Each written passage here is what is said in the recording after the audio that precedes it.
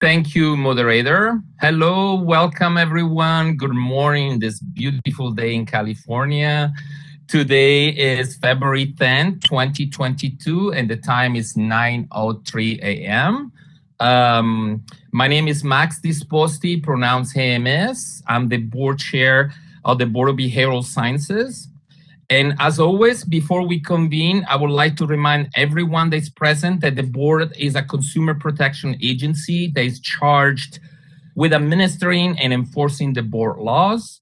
Where protection of the public is inconsistent with other interests to be promoted, the protection of the public shall be paramount.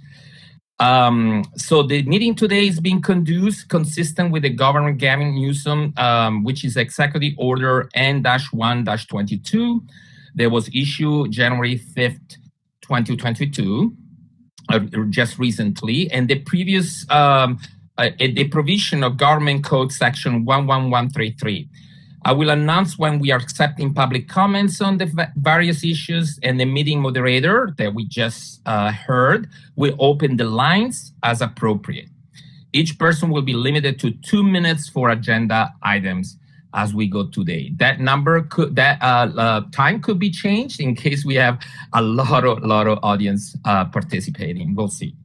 The moderator will be assisting me with receiving the public comments via teleconference during this meeting. Moderator, please provide the audience instruction on how they might participate during the meeting at the appropriate times. And thank you again. Certainly. This is the moderator, Ann Fisher. And when public comment does come open, I will go ahead and open up the Q&A feature of WebEx, and that's the feature you will use to express that you would like to make a comment. So at the time I will open up the Q&A, you'll see a new icon at the bottom of your screen, a question mark inside a square. Usually it's at the bottom right-hand corner of your computer screen, or if you're on a mobile device, it will be behind the 3-dot other options. And then you would type the word, I'd like to make a comment, or just the word comment, and send it to all panelists, and you will be placed in order. We will take comments in the order received. So when the public comment period is open, we will then close that Q&A feature. Wonderful. Thank you. Thank you, moderator. And now it's the time to call the meeting to order. And I ask Christina, I believe you're in the room, to just do the roll call. And please, board member, just identify yourself as being a public member or a licensee, and then we do a little bit quick introductions of our new board members who are joining us today. Thank you, Christina. Good morning. Max Disposti. Here, public member and chair. Crystal Anthony. Here, LCSW member. Ross Ehrlich. Here, a public member. Susan Friedman. Here, public member. Justin Huff. Here, LMFT member. Chris Jones. Here, LEP member. Abigail Ortega. Here, LCSW member. Kelly Ramasinghe. Here, public member. John Sova. Here, LMFT member, and my pronouns are he, him. Wendy Strack. Here, public member. Annette Walker. Present. Good morning. She, her, and hers, public member. And for the record, Yvette Posadas Willis is absent, and Dr. Diana Herwick will be arriving around 11 a.m. But as of right now, we have a quorum. Thank you so much, Christina. And so before we begin with the agenda, I just want to give a couple of thoughts to our new board member that are joining us today for the first time. They were appointed sometimes, I believe, in December. So I would like to welcome the two new board members, Abigail Ortega and also Annette Walker. Thank you both. Abigail is a licensee social worker. and it's a member of the board. And Annette, also, it's a public member. Please, I don't want to put you in the spot, but if you would like to share just a little bit about yourself, maybe we can go with Abigail first and then with Annette. Hi there. Hi, good morning, everyone. So LCSW, as I mentioned, here in Long Beach, California, currently in private practice, served in community medical settings and school-based settings, and very honored to be here with all of you and to serve our consumers and the people that are providing them mental health services. Thank you. Thank you so much, Abigail. We're so honored to have you. So thank you for joining us today. And then here we have also Annette. Hi there. Well, good morning, everyone. I'm feeling very welcome. I'm just really honored to be a part of the BBS. And my background is in higher education. I previously served 8 years on the Board of Education and Hayward Unified as an elected official, and just really excited to continue serving the state of California in a way that will, really protect the interests of our constituents as we, come into this meeting today. So I'm just really happy to be a part of this. Thank you so much, Annette. Thanks for sharing your time and your expertise with us. And thanks for your commitment, both of you. Okay, then. I will ask you again, just a heads up tomorrow, because usually in the two public board meetings, we have a different audience. So I will definitely give you this opportunity tomorrow as well as we start the new meeting. But then the floor will be yours anytime you need to obviously ask questions and participate. So we're starting now with our agenda item number 2. We have a presentation from Dr. Olson. Before I go into the merit, I just would like to share with my fellow board members that we had Dr. Olson here with us a few years ago, I guess. Oh gosh, times, the pre-COVID, post-COVID, it feels, but I think maybe I'm throwing a number, 4 or 5 years. Am I right, Dr. Olson? Something like that? I think so. And so many of you maybe didn't have the opportunity to hear from Dr. Olson, but she's a very well-known, actually, doctor here, not just in California, in the US. She's known for her work on affirming trans care for our youth. I had the pleasure, the honor to meet her several times and to be part of those conferences. And so we have the honor here to have her today. And she's an MD, a doctor in the Center for Trans Youth Health and Development at the Children's Hospital in Los Angeles. And Dr. Olson, the floor is yours. And if you have any technical issues, just let us know. But I think we're good to go. That's excellent. Thank you so much. And I really appreciate being able to be here today and share a very, very small amount of the information that I have around trans youth care. I am Dr. Olson Kennedy, as Max introduced me. I am the medical director of the Center for Trans Youth Health and Development. I use she, her, hers pronouns, and I am now making kind of a habit of using closed captions on my presentations for people who need additional support around that. And I just want to say hats off to all of you, because I know that the field of mental health has been incredibly taxed over the last handful of years during the pandemic, but it wasn't exactly not taxed before that. But I know that so many of you have risen to the occasion. It's been really stressful. I'm so grateful for my colleagues in the mental health fields who have been doing the good work over the last handful of years. So props to all of you before I start. Okay.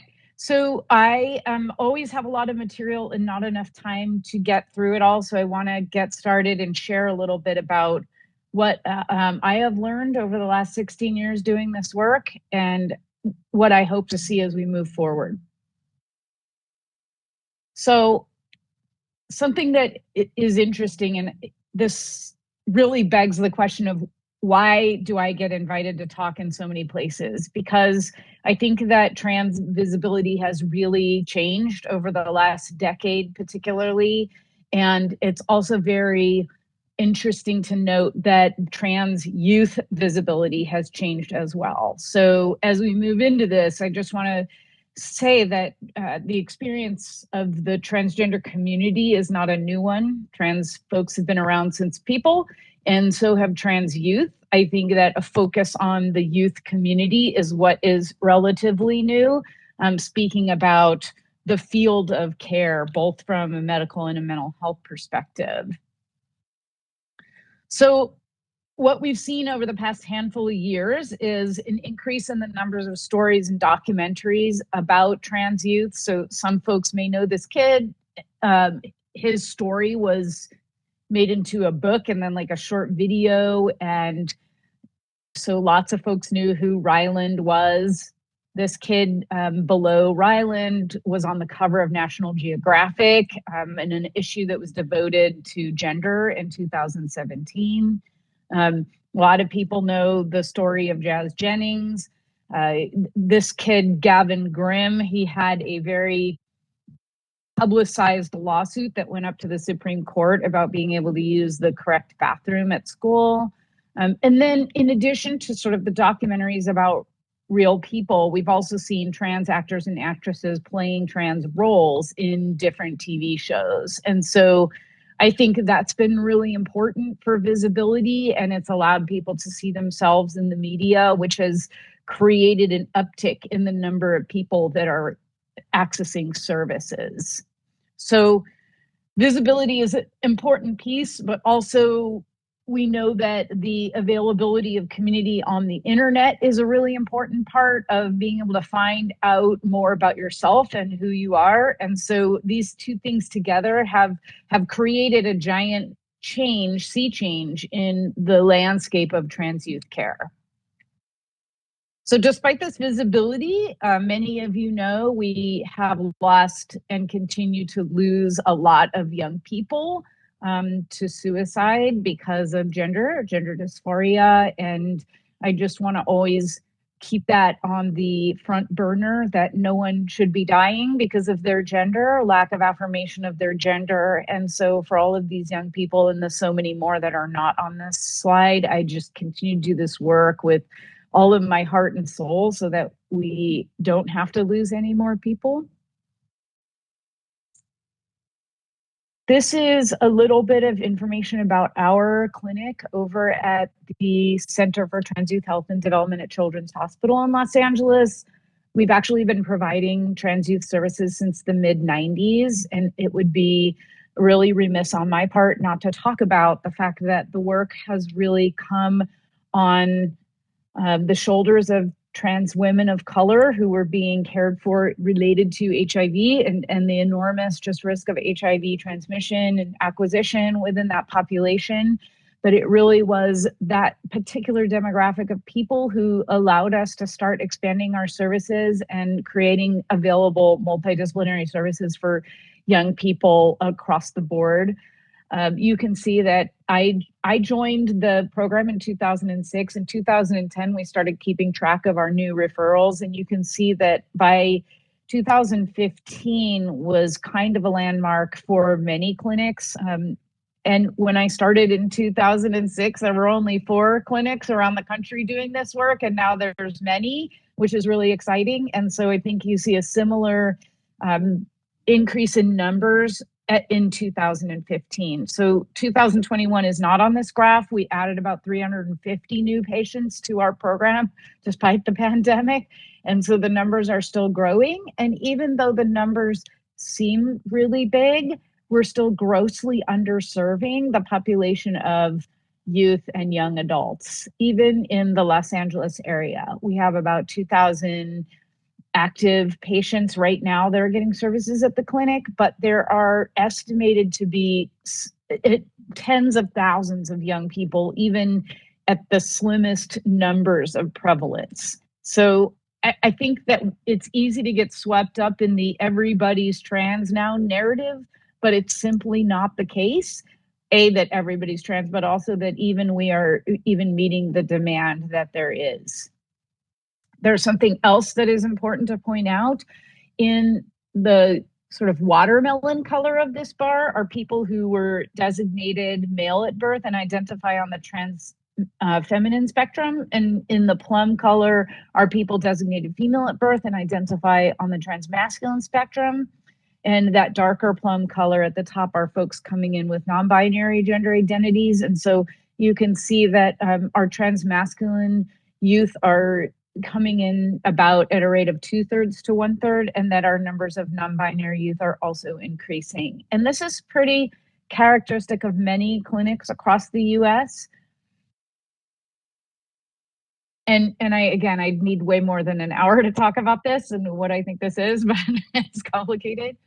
So let's start with a few of these basic questions, is because I think these are things that professionals ask, that families ask, that young people ask as well. And that's that question of what is gender anyway? So is it our chromosomes? Is it our reproductive tract or our genitals? Is it our role of rearing? Is it a socially constructed definition? Is it a legal designation? Is it all of these things? Is it none of these things? It's really kind of like an onion. This is really where I've landed after 16 years, is that it's so multifaceted, and that much like an onion, sometimes you cut into it and it makes you weep, and sometimes you cut it up and put it in spaghetti sauce and it's delicious. And gender is very similar to this. So it's complicated, and there are biological, genetic, social, environmental, temperament aspects of gender that all play a role in probably in gender identity, but also in the way that people come to understand their gender and talk about it. So I'm going to talk about these things just so we all get on the same kind of page around language. The lexicon of gender is complex and dynamic, especially because it's being invented and reinvented by youth and young people. And so it's changing all the time. But I think it's valid and useful to talk about these domains of our psychosexual selfhood. There's like our anatomy. I'm going to start with talking a little bit about this, our gender identity, our gender expression, and our sexual and romantic attraction. And these are certainly not the limits of our psychosexual selfhood, but these are things that I think are relevant when thinking about the interventions that people pursue. So your designated sex at birth is usually either male or female, and it's primarily based on genital anatomy. What's interesting is, as a pediatrician, I've been in a lot of birthing spaces, and many times if a person has a penis, they're designated male. If they don't, they're designated female. And that's interesting when we think about the way that we talk about gender and think about gender in a future forward way for tiny humans, right? So we actually don't check usually for the presence of a uterus or ovaries or even a vulva or vagina. It's really just based on presence or absence of a penis, which sets a stage for the way that we teach people and talk to people about how to do their gender. Sometimes people get information from an ultrasound. Sometimes people will get information from amniotic fluid or CVS sampling to look at the sex chromosomes. It's called a karyotype. Of course, there are intersex or differences of sex development situations where maybe there's ambiguous genitalia or there's 3 sex chromosomes instead of 2. There is overlap between the intersex community and the trans community, but specifically for the purposes of this talk, we are talking about people who are designated male or female, not necessarily intersex. Our gender identity is our basic sense of being male, female, both, neither, something else entirely, but it's experienced in self-awareness and behavior, and it's subjective. And this is one of the things that makes this work really complex and really difficult for a lot of people who are not trans, because the fact that a piece of ourselves is a subjective telling and we don't yet have a way to definitively give someone a gender identity means that we rely on conversations and information from individuals in order to build intervention platforms for them. So it is also the case that in probably 99% or slightly higher of the time, if you are designated male at birth, you have a male gender identity. Or if you are designated female at birth, you have a female gender identity. That is still the truth, regardless of the fact that people think everyone is trans now. Probably 99.3 or 99.4% of the time, people are not trans.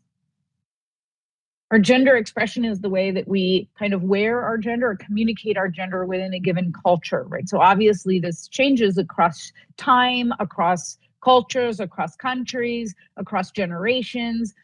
But I really appreciate this quote from Emanuel Herman in 1910. Clothing is the unconscious language of the spirit and clearly expresses itself all the more when the tongue is condemned to silence. In 1910, we did not have synthetic hormones. You basically were only able to do your gender through your clothing and your occupation.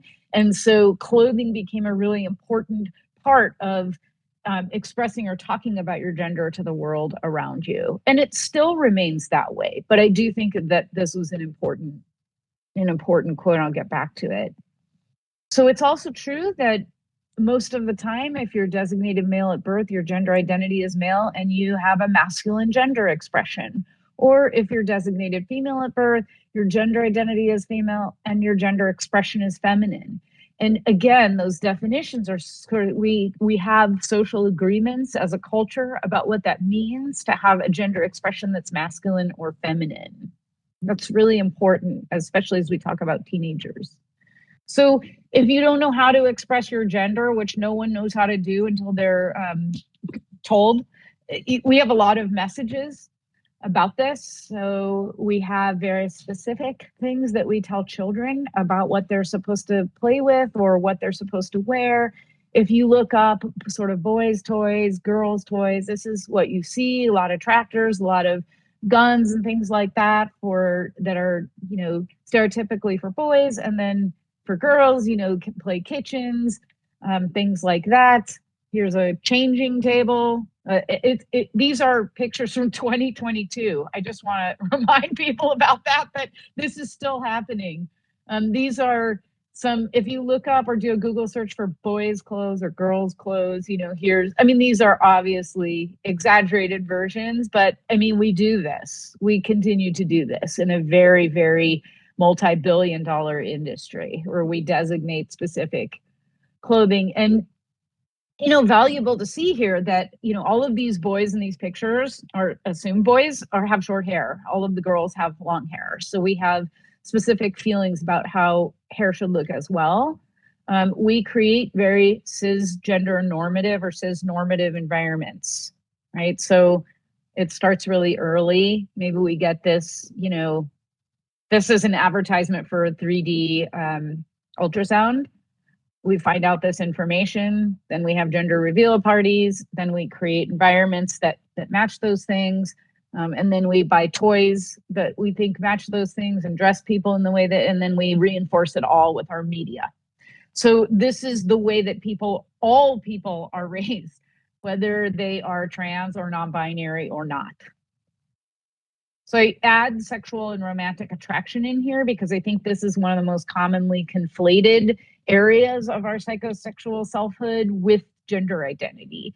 And so I put this as a separate domain because I think it's really important to understand that trans folks also have sexual and romantic attractions, and that when we're thinking about how we talk about that, we have to make sure that we use someone's gender identity as their starting place, not their sex assigned at birth. So what I mean is when you read through old literature, what you'll see is like trans women who are attracted to men are often called gay, but really they're women attracted to men, right? So it's important that when we think about this, we utilize someone's gender identity as their anchor from whence to talk about their sexuality.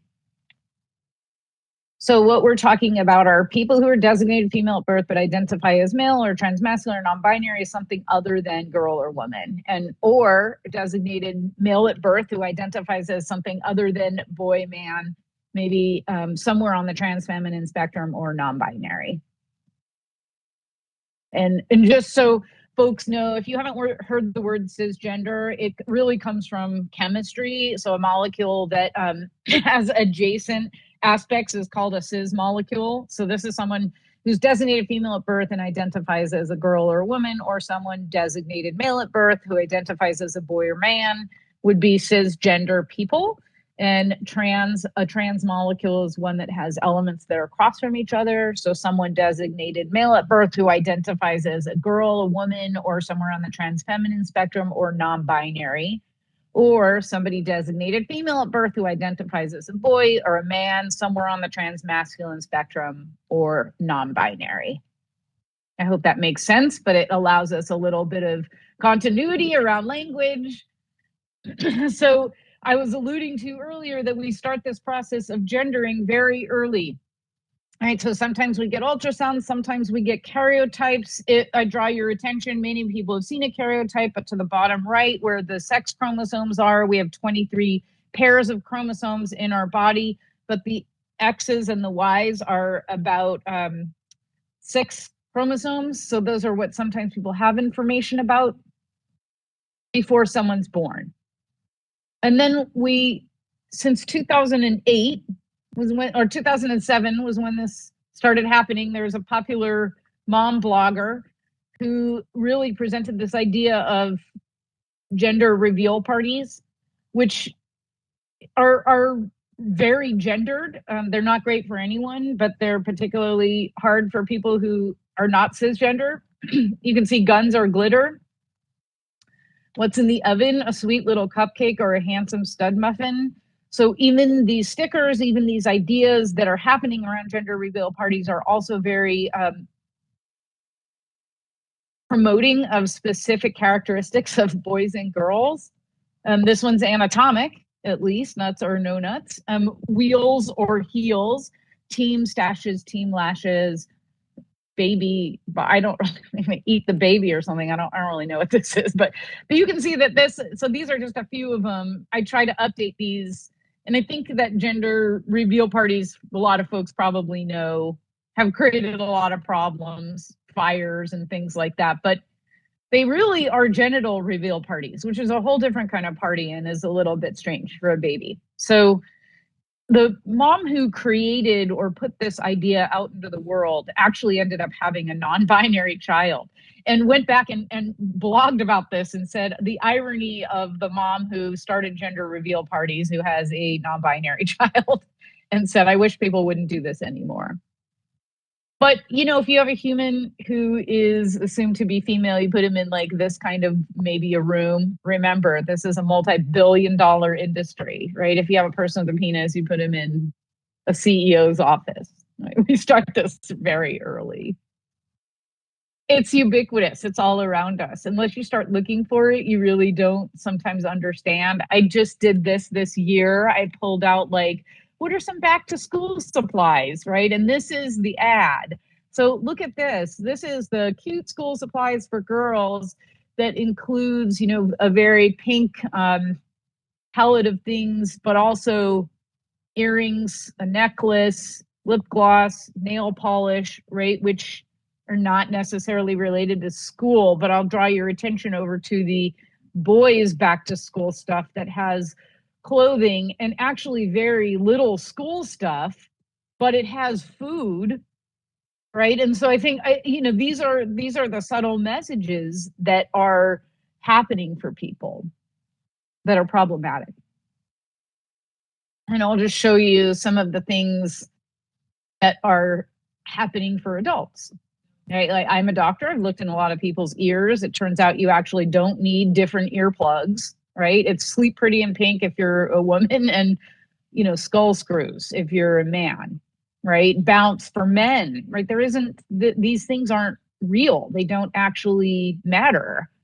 It's like women and girls do not need different kind of tape. Like our fine motor skills are just as intact. And here's the bro nut, snack like a man. But insidious is the messages that people are receiving at very young ages, right? So this is a diamond ring rattle for a 3 to 18-month-old baby. And in the corner, it says for a sweet baby girl.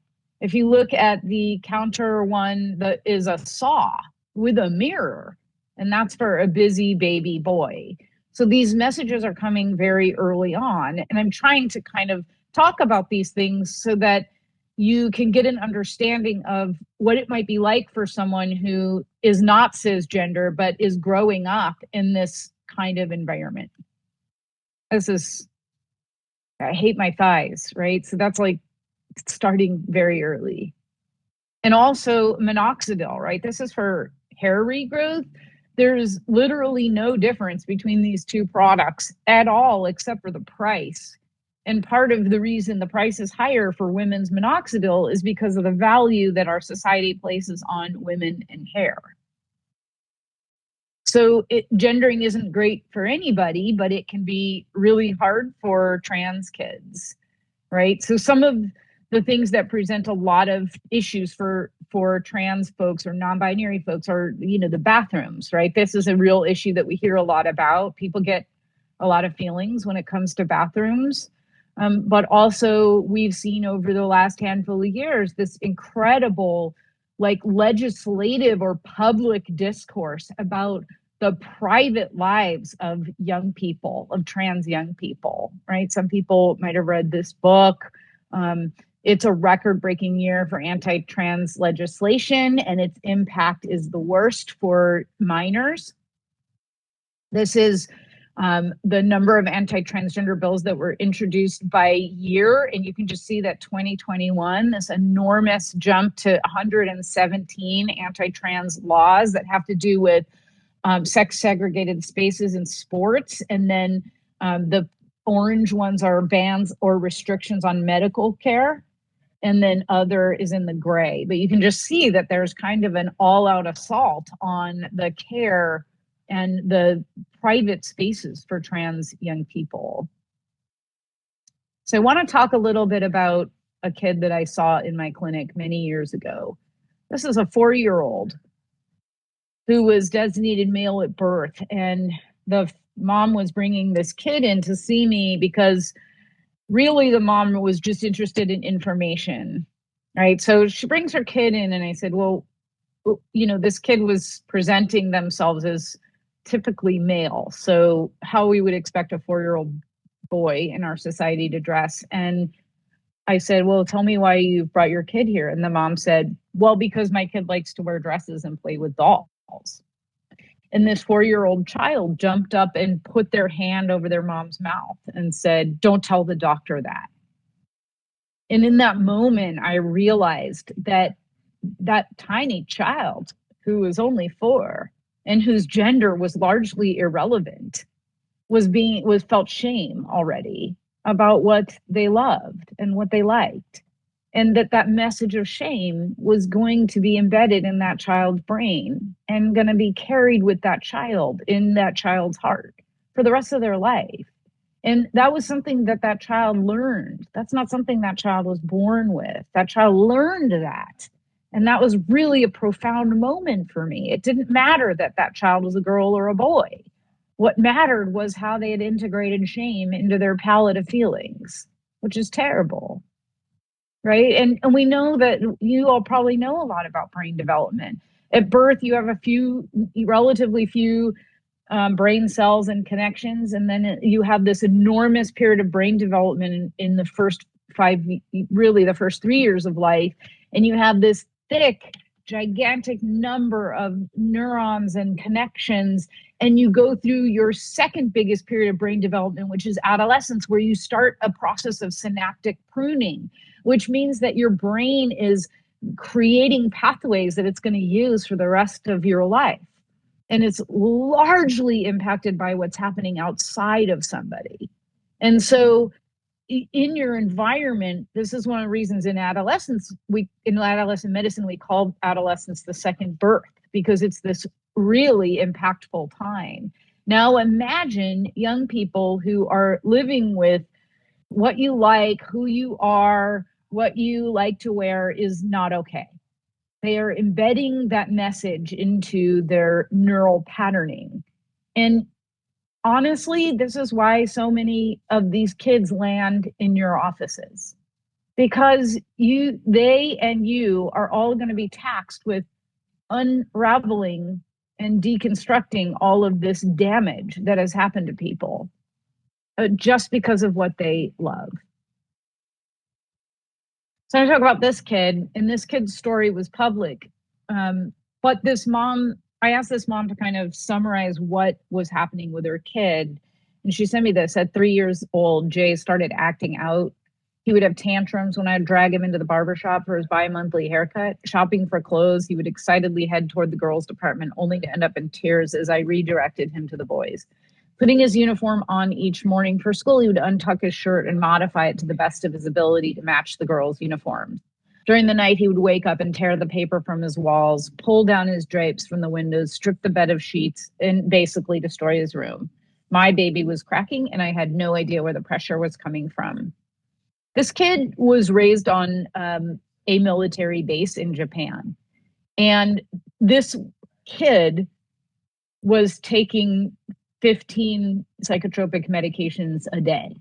Because you can imagine with a story like this kid had been diagnosed with depression, anxiety, Tourette syndrome, OCD, oppositional defiant disorder, among just to name a few, right? And was taking all of these pills every day, all day.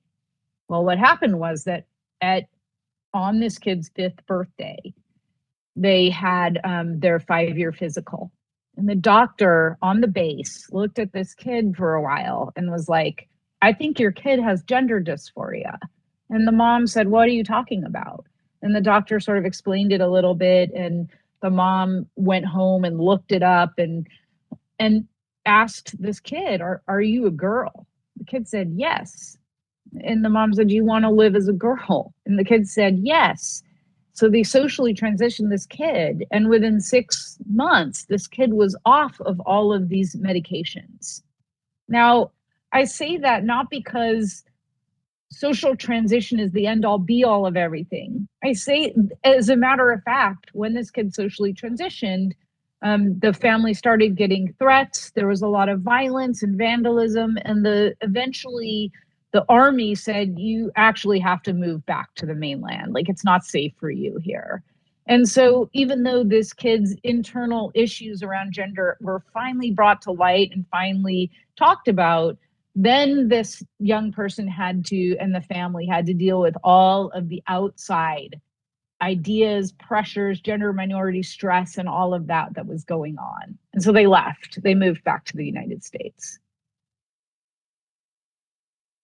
What happens when a kid doesn't fit into that anticipated box? I just want to share a little video. Some of you may have seen it, but I just really appreciate this mom and what she did to help people understand what she went through with her kid. And I have to take sound on this.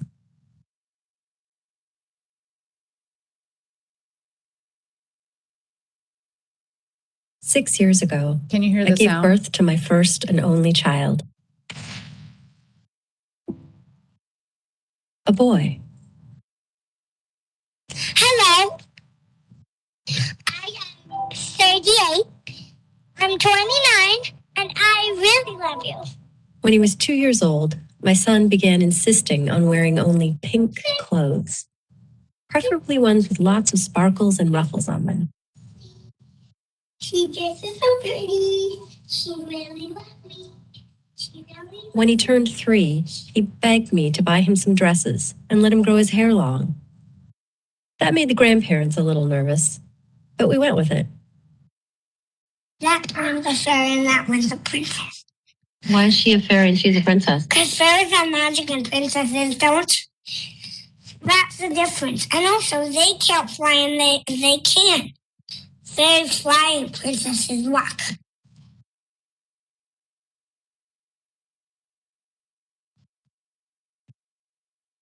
And then one day, in a conversation that I kind of knew was coming, but it still knocked the wind out of me. My child told me that he was actually a girl, not a boy. He looked me in the eyes and told me something had gone wrong in my tummy that made him come out as a boy instead of a girl. He wanted me to put him back. He begged me to put him back, to fix this mistake. He was 3 years old.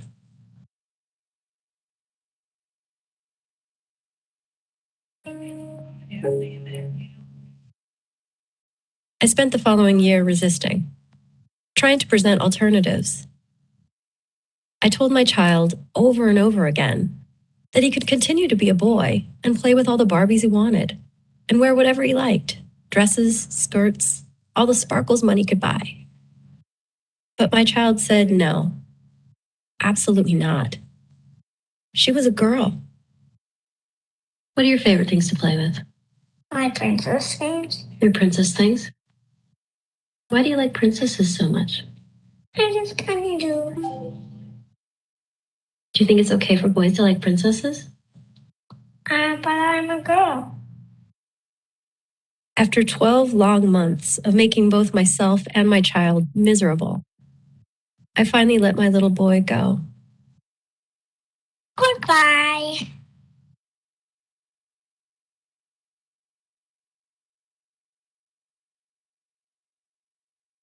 Hello. Now let's do it. Twinkle, twinkle, little star. We switched to female pronouns and told our family and friends that she was a girl now. She wanted a new name, a girl name. At first, she picked Rainbow. I was relieved when she changed her mind and named herself after her aunt. So now I have a girl. Talk about princesses. A daughter. Actually, I need to hear about how spaceships fly. A really happy daughter.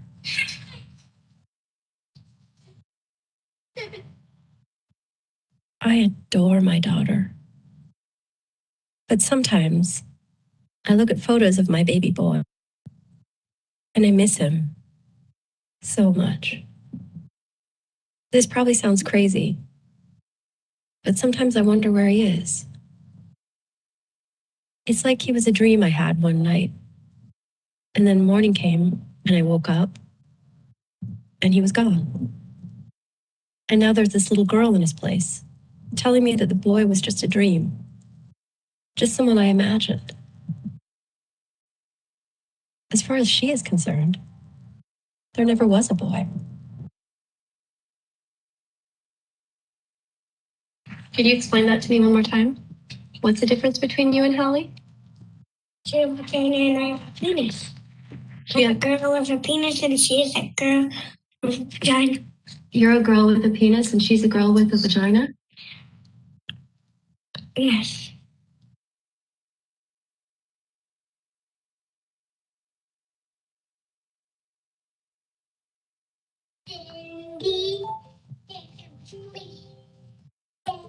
So now that I have a daughter instead of a son, what does this actually mean for her?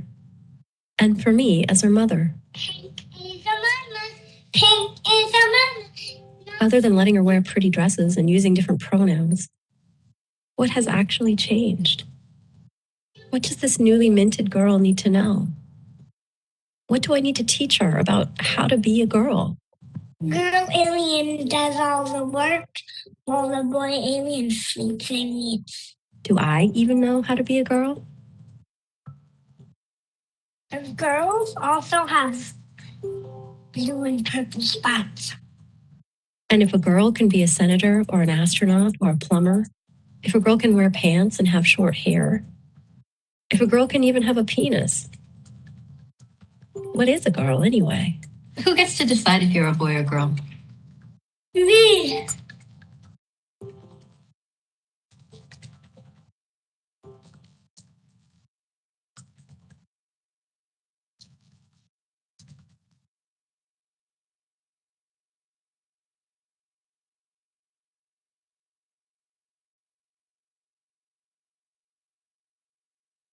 If you want to listen to it again or share it with anyone, it can be found at howtobeagirlpodcast.com. And actually, Marlo Mack has many videos with follow-ups about her kid, and they're all wonderful.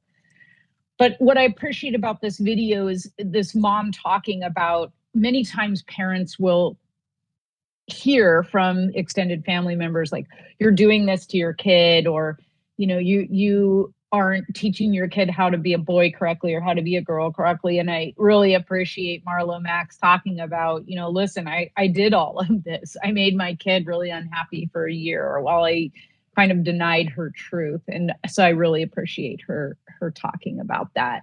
But it reminds me that if you're a cisgender person, you're kind of swimming downstream all the time. The path is already cut for you. Everything is set up with an expectation that you're going to have a gender that matches your designated sex at birth.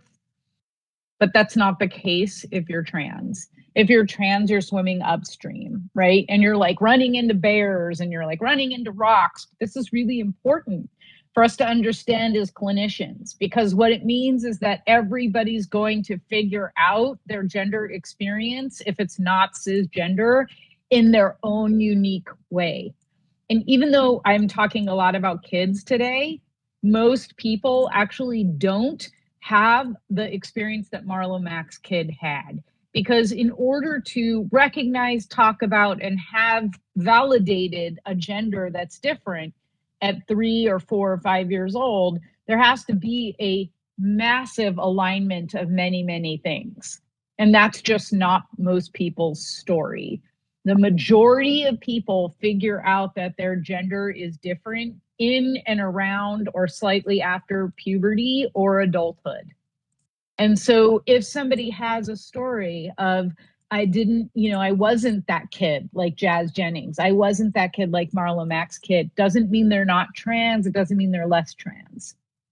So I don't want to spend a lot of time on this, but the criteria for diagnosis of gender dysphoria in children is largely based around some of the things that we socially construct about young people. So obviously, this first criteria is this incongruence between your expressed and your designated sex at birth. So there's these sub-criteria that come under it: a strong desire to be of the other gender, or an insistence that you are another gender. So here's the sort of socially constructed piece, right? In assigned gender, in sex-assigned boys, a strong preference for cross-dressing or simulating female attire. In assigned sex girls, a strong preference for wearing only typically masculine clothing and a resistance to the wearing of typical feminine clothing, which is a huge reminder of the fact that our perspective as a society about transmasculine versus transfeminine experience is deeply different. Because you can see here that if you are a designated boy who wants to wear dresses, we actually are calling that cross-dressing.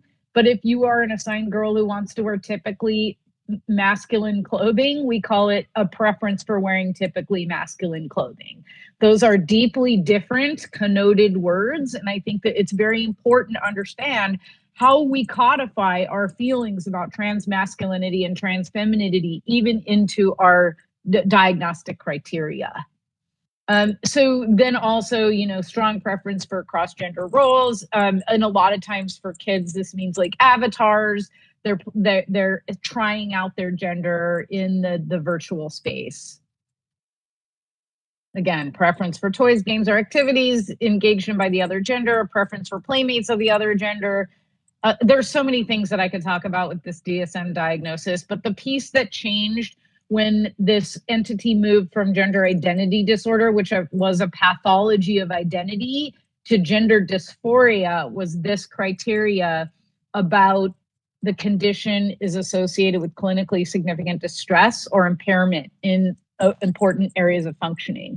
But what's important about this is that what we've seen clinically is when people are socially transitioned and affirmed in their gender, they actually don't experience this, right? And so they no longer have clinically significant distress across domains of functioning, which puts us in a quandary as far as documenting and coding for billing purposes, right? And so because we utilize the ICD-10 and not the ICD-11, we have really limited ways to talk about people who are trans in our coding. So what are some of the concerns that parents have? What did I do wrong? What did we do wrong? This is one of the most common things, right? How can they know their gender when they're this young? What if we're wrong to support them? What will people think of us? Who will love my child? Will this destroy our marriage or our partnership? What will our religious community think or do? And I hear these things over and over and over again, all day, every day. So that kid, I just wanted to share this picture. After this kid socially transitioned, you know, she is now a young adult in college. She is successfully thriving, and largely thanks to the doctor on that base who was able to help this family so early. Otherwise, we really don't know what would have happened, what her sort of outlook or prospects would have been over time. And what's interesting is after this aired on a, I don't know, one of those Nightline, Dateline, something line programs, the physician actually from this base called me and said, I want you to know that everything you said was true. This kid was on 15 psychotropic medications. And when I alerted this mom to what I thought was going on with her kid, all of that is true. This kid was off medications in 6 months. So that was a really interesting follow-up. I love to share that picture, though. Part of what we hear from parents stems from a very similar parallel process about the historic ruminations about why people are trans. And you can imagine that historically, and still today, because the vestigial tail of this is still here, when you live in a cisnormative environment, the automatic assumption is that there's something that went wrong with people who are trans. Right. And so I'm very, very well versed in the history, not just of the community, but also of the community of care providers and how much harm we have done to the community. But this is kind of some of the things that people thought of, right? There's a, disturbance of the relationship between the mother and child. It's a response to trauma. If it's an assigned girl, the motivation is the child's need to protect herself and her mother from a violent father. Like all of these things that are sort of psychopathologic in origin I still hear versions of these things today from other providers. I hear this from legislators. I hear this from parents and sometimes even community members. None of these things are true. And there has not been an etiology that we know of yet. I think that what we're seeing more and more in science is that it's probably the fact that gender identity lives in the brain. And that it has to do with the way that our brain neurons and our connections are that determine someone's gender identity. Okay, so these are some things that people hear still that are traumatic, things like, wow, I would never have known you used to be a girl. Well, you understand what it's like to be a woman. Did you have the surgery? So when are you going to really transition? You will never be a real woman. All lives matter. Did you transition because you thought you were an ugly girl? You are so beautiful for a trans woman. And I share these things because there have been so many harms that have been perpetuated on the trans community by family members, partners, peers, teachers, coaches, school counselors, religious leaders, communities and religious beliefs, mental health therapists, sexologists, medical professionals, scientists, surgeons, legislators, lawyers, police officers, media. This is a non-exhaustive list. But we have to own and recognize that historically, we as professionals have caused harm for the community, and we need to own that and stop doing it. Okay. It's not about what's wrong with you. It's about what's happened to you. I want to spend just a little bit of time talking about interventions. So it's really important to know that from a medical perspective, if you have not yet started puberty, there's no medical interventions that happen. We do not start children on hormones. Children do not get surgeries. This could not be more wrong in the way that people talk about this work. Once somebody has started puberty, they know that their gender is different, they might be a good candidate for puberty blocking. And then once somebody's further along, gender affirming hormones, if they're still experiencing gender dysphoria and they want to change their phenotype or their physicality. So this is really just a basic way to think about this work. The onset of puberty is really hard, which is why we see so much gender dysphoria emerging in and around puberty, because it really is the development of a physical body that you are already struggling to resonate with. And we see just disproportionate numbers of psychopathologic symptoms of social isolation, depression, anxiety, a lot of self-harm, a lot of maladaptive coping, drinking, drug use, and suicidality, which we talked about earlier. The criteria, I don't have a lot of time, but I just want to point out some of the differences in the adult versus the child. So in adolescents and adults, the first one is the same, this incongruence between your experienced or expressed gender and your assigned gender of at least 6 months. And this is really important too, because there's also an incorrect idea that people wake up on Tuesday and say, I'm trans, and they go to the doctor the next day and they get hormones. That is zero people's story. You cannot get this diagnosis unless you've had these symptoms for 6 months or longer. Most people who are accessing services have been sitting with their gender dysphoria for at least a year, and many of them much, much longer than that. So an incongruence between your experienced or expressed gender and your primary and or secondary sex characteristics, or in younger people, the anticipated secondary sex characteristics. A strong desire to be rid of your primary and or secondary sex characteristics because of the incongruence, a desire for different secondary or primary sex characteristics, a desire to be of the other gender or an alternative gender. So 4, 5, and 6, I have issues with. They're sort of soft, I think, but the desire to be treated as the other gender, a conviction you have the typical feelings and reactions of the other gender, because there aren't gendered feelings and reactions. I think that's odd.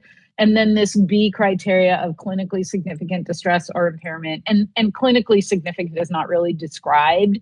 And sometimes people don't actually understand it when they are experiencing functional impairments until you bring it to their attention. So, we have GnRH analogs or puberty blockers. I don't have time to go into all this, but I just want you to know that the goals of care are basically, when we're using hormones, to induce masculine or feminine features, but ultimately we want to improve people's quality of life.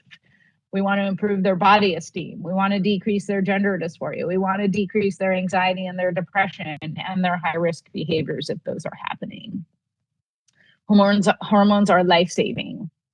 Right. So here are some young people who had access to gender affirming hormone care early. And because of that, they have the gift of selective disclosure, which means they can disclose if they want to about their trans history, their trans experience. And if they don't want to, they don't have to. And that's a huge gift. And I would be remiss in saying that this is in some ways, a bigger gift for transgender women, who are mostly the ones who get targeted, and particularly and disproportionately trans women of color, who continue to carry the biggest threat to their health and life of the community. And so this gift of selective disclosure is really life-saving.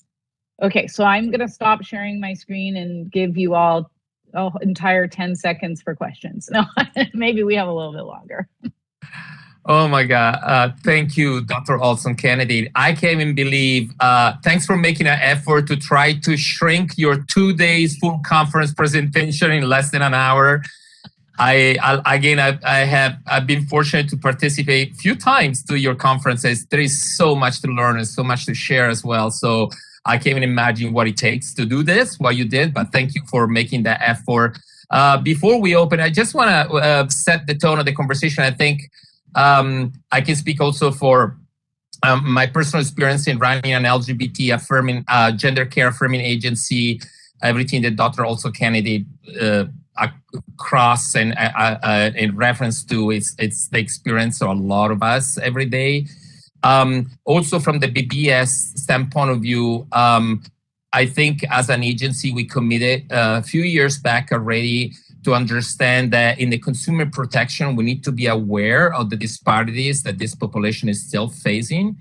If we have challenges in LA or in San Diego, or in Sacramento, you can't even imagine what it means to have access for a family that's in our remote area in California, not only accessibility in terms of financial possibility, but also really finding a person that could really support and affirm the identity of our children or young adults or even seniors. And that's really, really, really troubling. I mean, I can speak for the experience here. I also, as a father of a trans boy that now is a man, independent and growing, that he was privileged to have me advocating for him. I can tell you that every day it's a struggle, even for those of us that have been connected, and to find the right therapist and mental health provider. So as a BBS, I conclude there, and then I'll leave it to you, all of you, for any questions. I think it's important to understand how we can do better to bridge those gaps of lack of services and see if policies, procedures, and content can actually continue to change to adapt to the science and the discovery that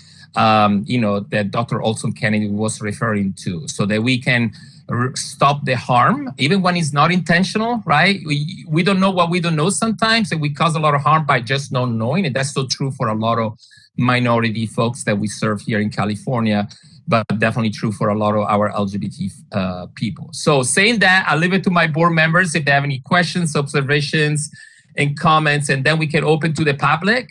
We can stretch the time a little bit. I know it's a long day, but here we are.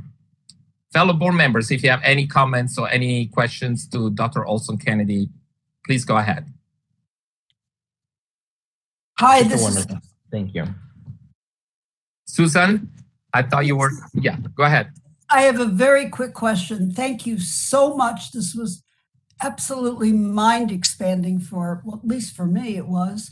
But I'm very curious about how you deal with children who dislike their anatomy. Yeah, so that's it's not one way. I think it's really, and that looks different. So let me explain. Like for trans girls, they often really have a lot of genital dysphoria because having a penis and testicles is what has created a scenario by which they've been perceived as boys, right? So it's not likely that you're going to like the part of your anatomy that has consistently caused you to get misgendered and assumptions made about your gender. It is really critical, and we tell all families this, that it is so important for us to help kids love their bodies, right? And so part of that is helping them understand, like, there's not girl parts and boy parts, that these are your parts, and that you can feel free to enjoy them and learn about them and certainly take care of them. It's not always successful. A lot of people are going to get surgery when they become adults, and some people will not.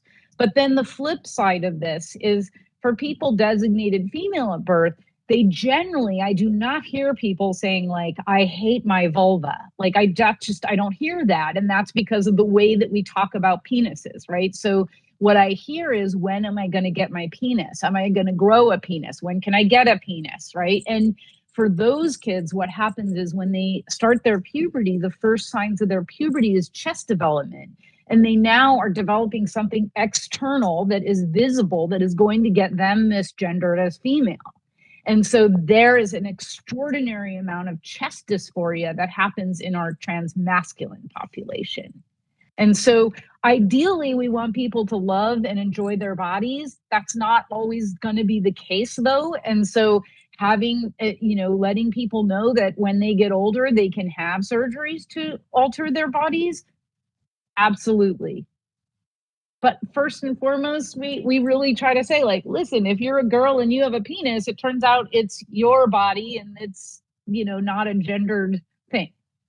So it's complex, though. And I got to tell you that this is a conversation I have, especially for people who transition in childhood, that puberty is so dysregulating for them. It causes all kinds of chaos. And in many ways, like I didn't get a chance to talk about this, but if someone is coming out and recognizing and putting their gender puzzle together in adolescence, they have a period of time that I call coming in. It's where they're figuring it all out. It starts with a question. They're going and trying to find out if there's language, are there other people who feel like this? Where's my community? And then after that process, they disclose. And then their parents have to start that process. What does this mean? Are there other people like this? How do we do this? But for little kids, like Marlo Mack's kid, those kids actually come out before they come in because they just tell us who they are. Like, I'm this, please listen to me. And then as they get older and their sort of sophistication and understanding of gender and all of the implications that we have as a society around it, they start to integrate and understand that.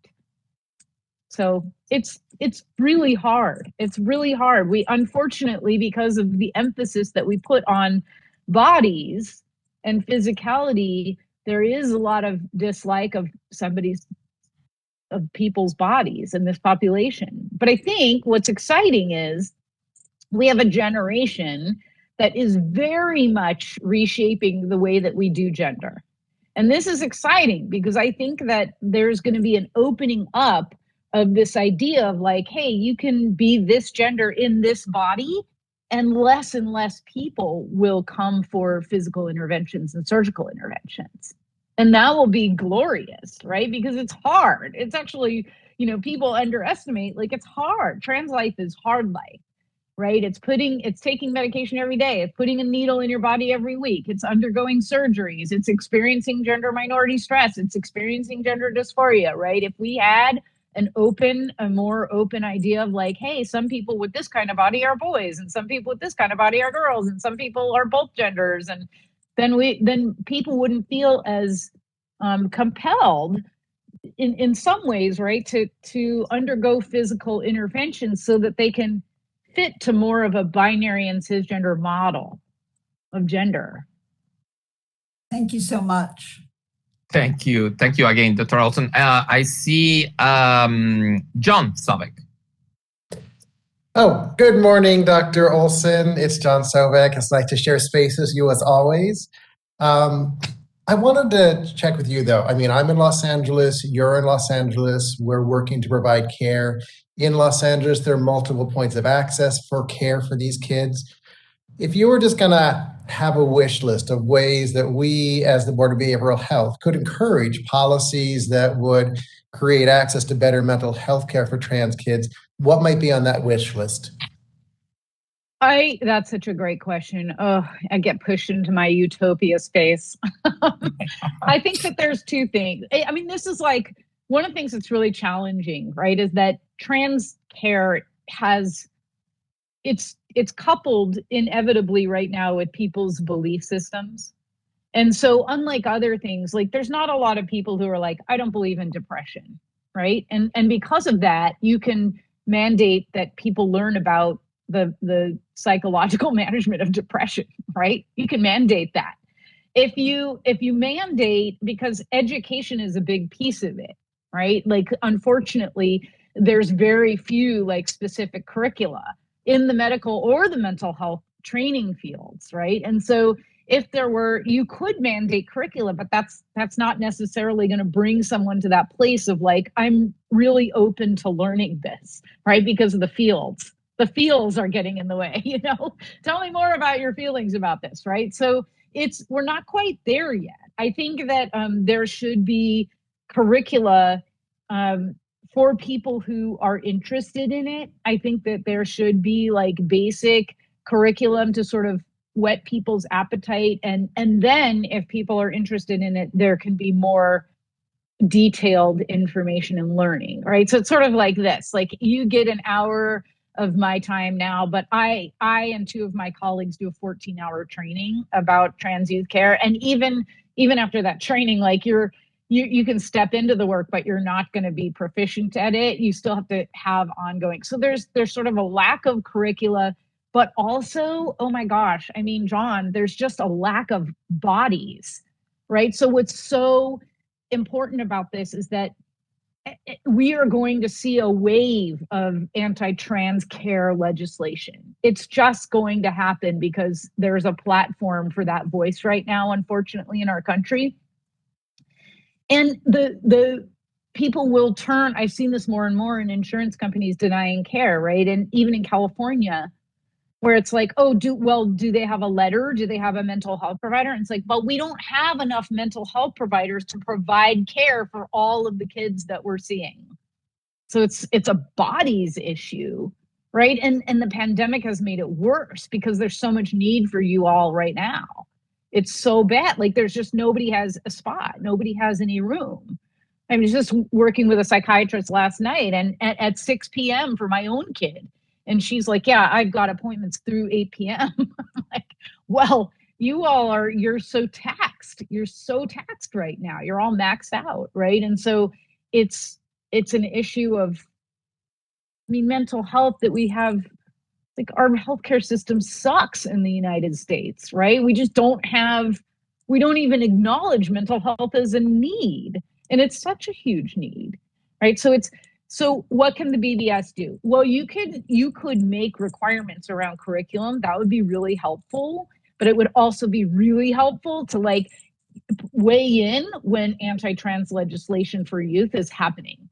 That's really important because you have credibility as a body, right? And being able to say like, this body understands the importance of access to care, because what we know, maybe we don't have the answers to every single question in this work, but what we do know is that untreated gender dysphoria is really harmful for people, and sometimes even death.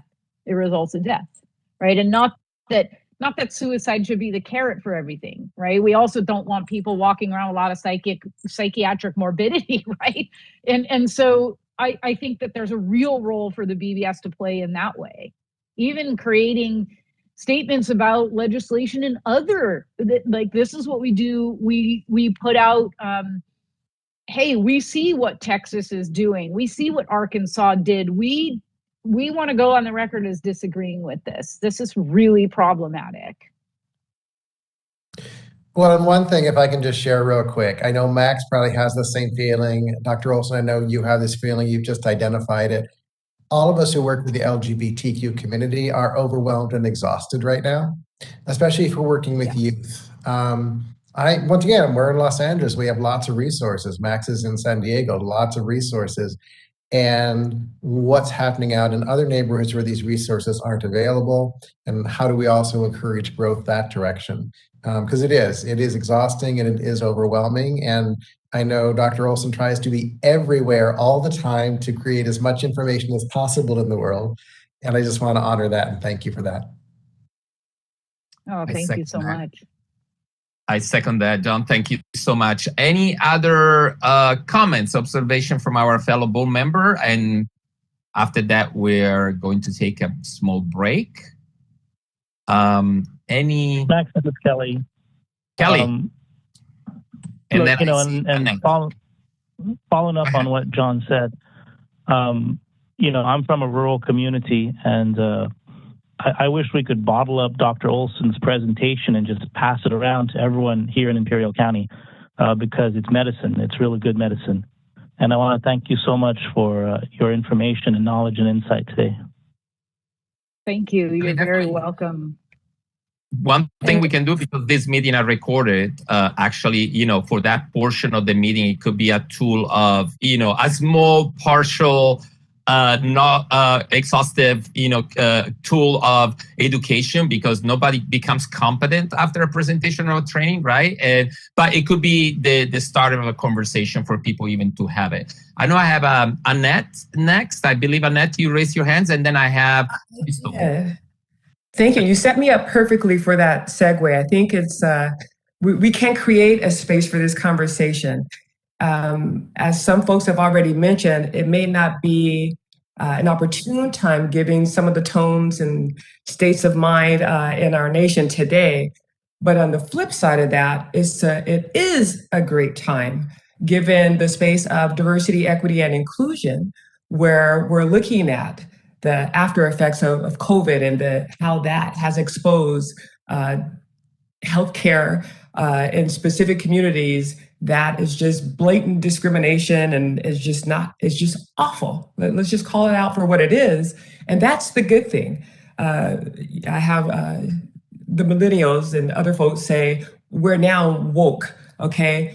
You saw the people that were protesting for that don't, would not necessarily step out. but they have done so. So now we have created this safe space for many people to come out and share their voices. And again, I'm new to the board. Again, I'm a Net Walker public member in Corona, California. And even getting to know some of my new board members' names, I want to go back to, I believe it was John Sovek. Am I saying that correctly? I so appreciate your comments and would love, for the board to seriously consider some of the positive small things at the beginning that we can do just to show support and affirm the safe space in protecting constituents and this particular population, if you will. It's important for those that can do that they get it done, because as our speaker shared, Dr. Olson, you did share those that are perpetuating the harm unconsciously or consciously are those that some of them that are here to serve and protect us in their professions. So there's a need for us as this body to I don't want to say flex our muscle, but use the impact and influence that we have throughout the state of California to work with some of those entities. So not to be long-winded, but I'm excited about this conversation and would like to see it continued, as Mr. Sobek was sharing as well. Thank you. Thank you, Annette. Just so for those of you that are new to the board, we constantly bring this conversation and the intersectionality also this conversation, because obviously it's about being LGBT, in this case trans and non-binary, but also the disparities that we see in our own community when it comes to serving our BIPOC folks and more. So we actually were proud to say that we always took advantage of the opportunities that were offered, and when the opportunities weren't there, as a BBS, we put it up front about really the challenges that people are experiencing from the clinicians, the challenge of even becoming a licensee nowadays and the cost that comes with it, to our consumers that are trying to have access to the services. So we love all of this, and this conversation are always welcome at any time, pretty much, because there is not just a space for that. It's that we're making it, they go across the board. Crystal, here we are. I was just going to make a couple comments. Thank you so much for this presentation. I feel like I consider myself a pretty progressive therapist, but I always feel like I love when I can learn so much from a presentation, and that's how I view life, as always being a learner. So I really want to thank you for that.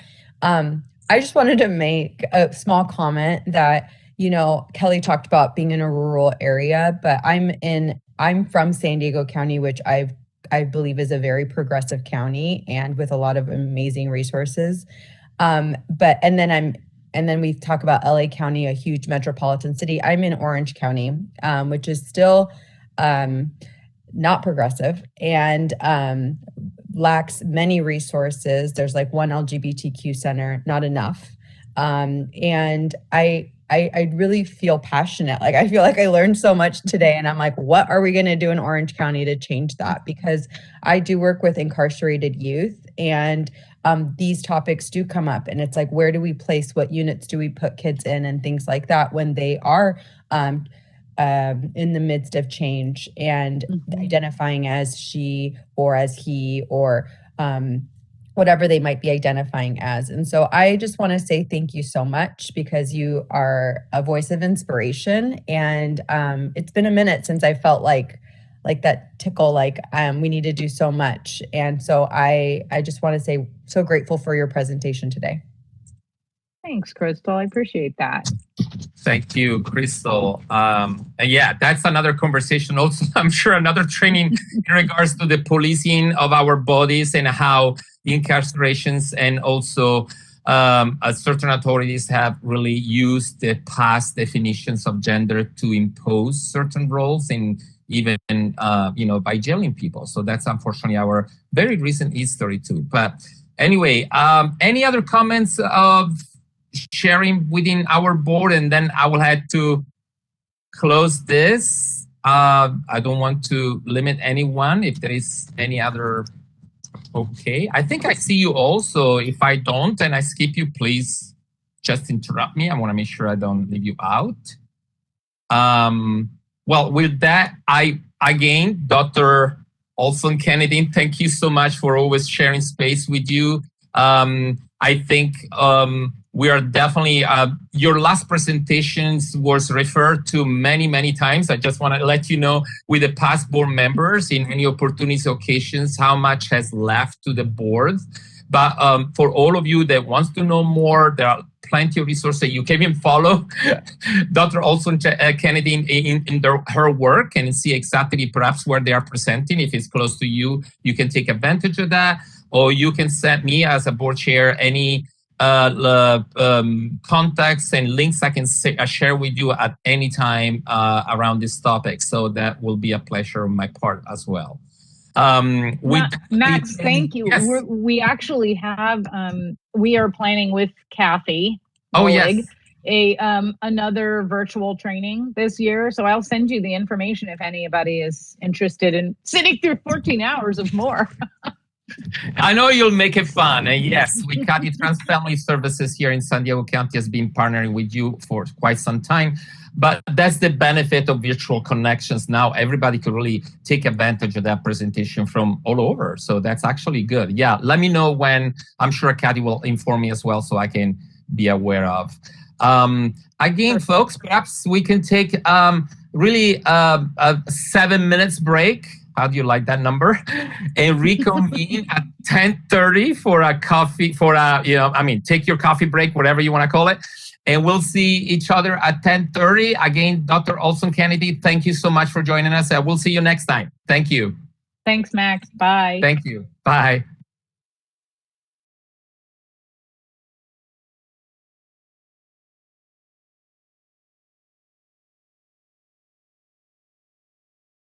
Thank you for coming back on video.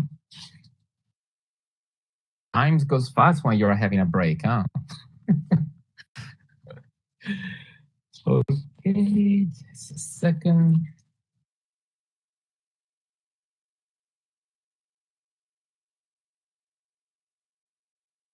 It's me. Okay.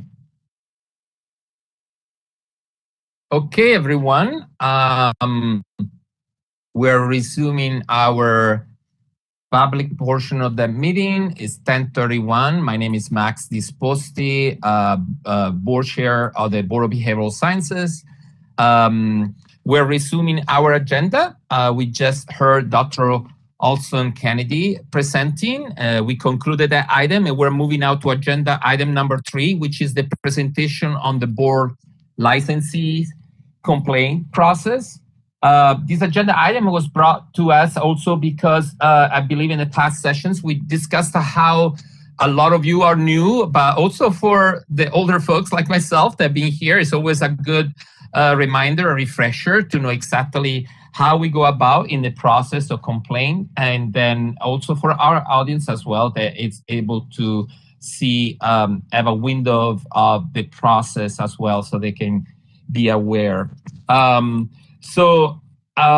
believe that at this point, this agenda item is presented by our Assistant Executive Office, which is Marlon McManus. Hi, Marlon. I think I saw you before. Here you are. Thank you so much for joining us today. Glad to be here. Thank you. I'm not sure how I'm going to follow Dr. Olson, but I'll try my best. Nobody really can. So, but thank you. Thanks for being here. Yeah, no problem at all. Moderator, am I able to get access to the PowerPoint presentation? Certainly. Go ahead and make you the presenter. And then at that point, you will look at the left side of your screen. There will be a tall oval with the slide numbers. Okay, so my apologies. I forgot to change the slide presentation to the. There we go. Excellent. And then you said, let's see here. If you hover at the center left, you'll see the slide numbers. Although if you'd like to cue me, we can certainly do that. Okay, not able to change it, but you know what? Let's let's just go ahead. I'll give you the cue when we're ready to move forward. So let me introduce myself. My name is Marlon McManus. I am the Assistant Executive Officer for the Board of Behavioral Sciences. Prior to my appointment, I was the Enforcement Manager for the board. I have about 14 years experience working in enforcement. So this presentation is going to be probably a little shorter than the past one. We're just kind of going to go over the enforcement complaint process. If we can go to slide 2, please. I believe you should be able to change them on your own now if you choose. My apologies. Let's see here. There we go. Thank you. Perfect. You bet. Okay, so consumer protection. As a licensing and regulatory agency, the Board of Behavioral Sciences has the authority to ensure that its licensees abide by the provisions of the California Business and Professions Code and the California Code of Regulations. When investigating a complaint, the board must adhere to the statutes and regulations related to the practice of marriage and family therapy, clinical social work, educational psychology, and professional clinical counseling, administrative law, and rules of evidence. Let's see here. The enforcement process overview. So each year, the board receives over 1,700 consumer complaints and 1,100 criminal arrest notifications. Through the enforcement process, each consumer complaint and criminal arrest notification is reviewed to determine if the matter is within the board's jurisdiction. If the complaint or conviction is determined to be within the board's jurisdiction, the allegations are investigated to determine if evidence exists to substantiate a violation of the board's laws and regulations. All cases in which the evidence substantiates a violation has occurred are referred to a subject matter expert, also known as a SME. The SME is a licensee of the board, and they will review the investigation and evidence to determine if the violation constitutes gross negligence, incompetence, and/or patient harm. In cases in which clear and convincing evidence substantiates a violation of the board's laws and regulations, appropriate disciplinary action is initiated. So filing a consumer complaint. So the board encourages anyone to file a complaint if they believe a licensee or registrant of the board has engaged in unprofessional conduct. Individuals can file a complaint with the board electronically through the Department of Consumer Affairs Breeze online services, or by filling out the board's consumer complaint form and mailing it to the board. All complaints must be submitted in writing. So let's go to complaint and information source. So the complaints that we receive, generally we could receive from the general public. We have mandatory reporting requirements, such as an example, malpractice insurance carriers, peer review committees and/or the courts, governmental agencies, Department of Justice, law enforcement agencies, licensees, professional groups, and then occasionally we do receive anonymous complaints. So here's some stats for you, and this is just kind of go over and give you the number of consumer complaints we've received in the past 2 fiscal years. A fiscal year is from July 1st through June 30th.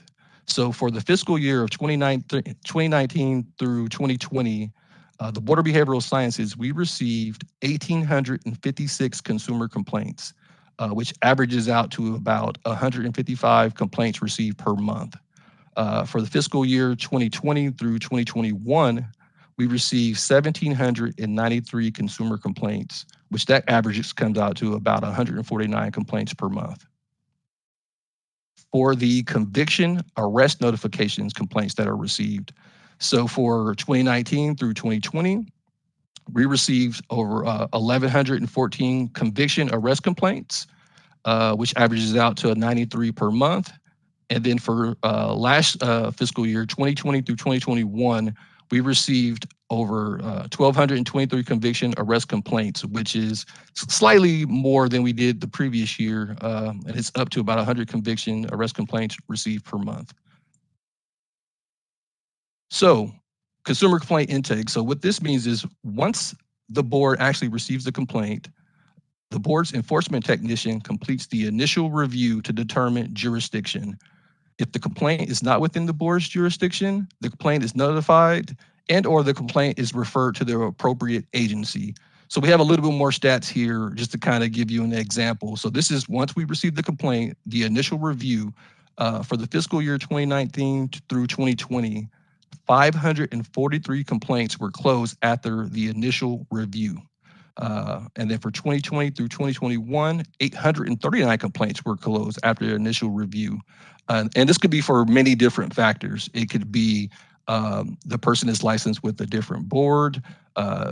The person is not licensed with the board. And in some cases, we receive anonymous complaints where we're unable to investigate. If it is determined the complaint may be within the board's jurisdiction, the enforcement technician assigns the complaint to an enforcement analyst or the board's special investigator. And as you can see, the past 2 fiscal years, we received 2019 through 2020, 1,307 complaints were assigned for investigation. And then through 2020 through 2021, 985 complaints were assigned for investigation. So complaint desk information. So enforcement analysts, which I believe at the board now we have I think 7 or 8 enforcement analysts, they gather all the evidence in the investigation of an allegation.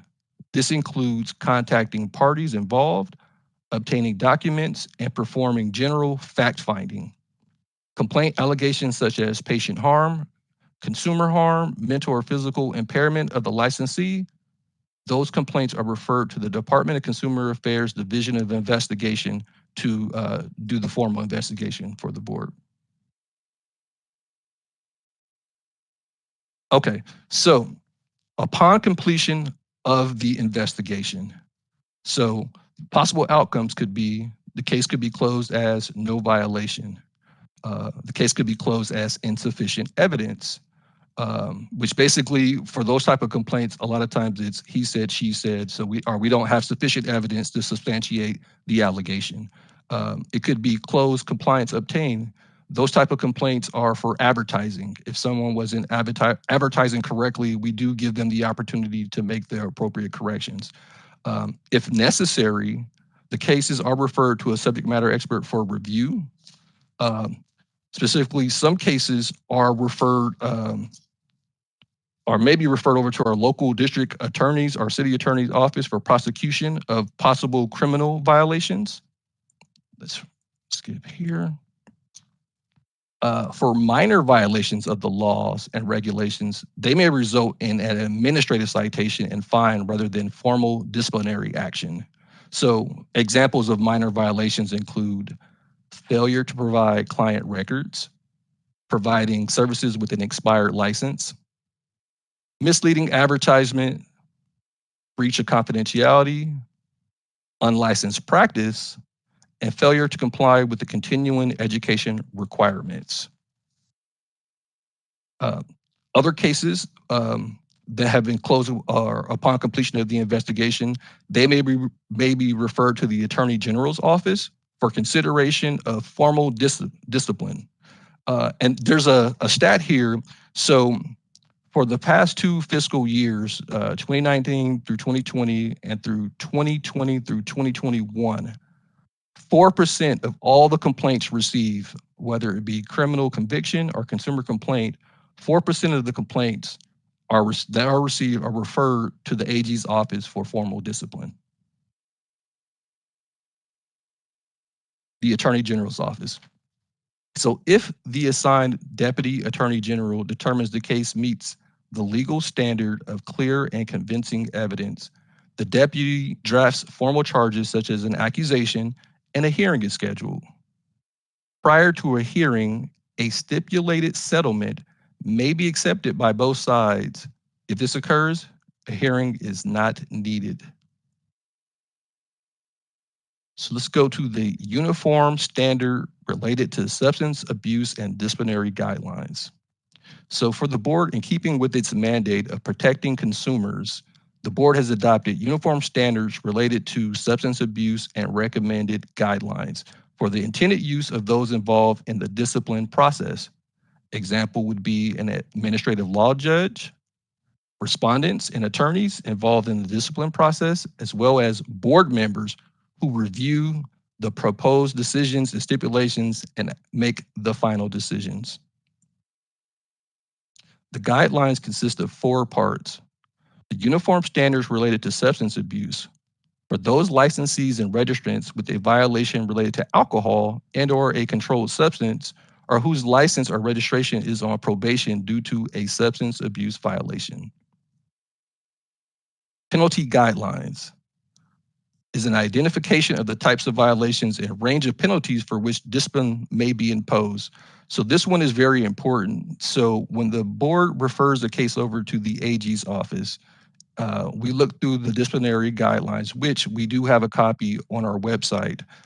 Depending on what the violation or what violation has occurred, there is a minimum and maximum penalty. So when we make the decision to rather revoke a license or have terms for probation, it is based on the violation type. It's not something that we come up with. We have a standard that's already set. So let's go to the third part, which would be the model disciplinary orders. This is for the language for the proposed terms and conditions of probation. And then the fourth is the board policy and guidelines. And this is just for various enforcement actions. The board expects the penalty imposed to be commensurate with the nature and seriousness of the violation. So we're going to go back. This is for board vote. So if we have a stipulated settlement, the stipulated settlement is reviewed by the board, who have the option to adopt this stipulated settlement or reduce or increase the penalty. In this instance, if the requested changes are not accepted by the parties, the case will proceed to a hearing. An administrative hearing. If the licensee contests the charges, the case is heard by an administrative law judge who then drafts a proposed decision. Goes back for board vote. The proposed decision is reviewed by the board, who have the option to adopt the decision as proposed, reduce the penalty and adopt the decision, or increase the penalty and adopt the decision. And the last term, once a decision or a stipulation has been adopted, the licensee, or also known as the respondent, may petition for reconsideration of a decision within 30 days after it has been adopted. Final decisions may be appealed to the Superior Court of Appeal and to the California Supreme Court. And that concludes my presentation. Hopefully it does provide a little insight on the board's enforcement process. And thank you for your time, and I'll send it back to you, Max. Thank you, Marlon. Yeah, this was once in a while. We really would like to go back to the process, because sometimes for our audience, but even for the consumer protections and our newer board members, understanding the process could be quite overwhelming. And for those of you that are new, I know this could be a lot of information, and it is overwhelming, because it is. And but we will work together in when we are in closed session, for instance, to really case by case to give you those options, and any questions that you have. Obviously, I'm available to you as a board chair, but also we have an amazing staff that's always there to guide us through the not the decision, but the process around the decision, of course. Fellow board members, if you have any questions, observations, I know in the past some of you have brought to our attention, about some specific cases. How did it even made it to the board, and so forth. Perhaps this could be the right space to do that. Since we have our expertise on the room at the moment, we can take advantage of that. So I'll leave it to you if there are any comments or questions.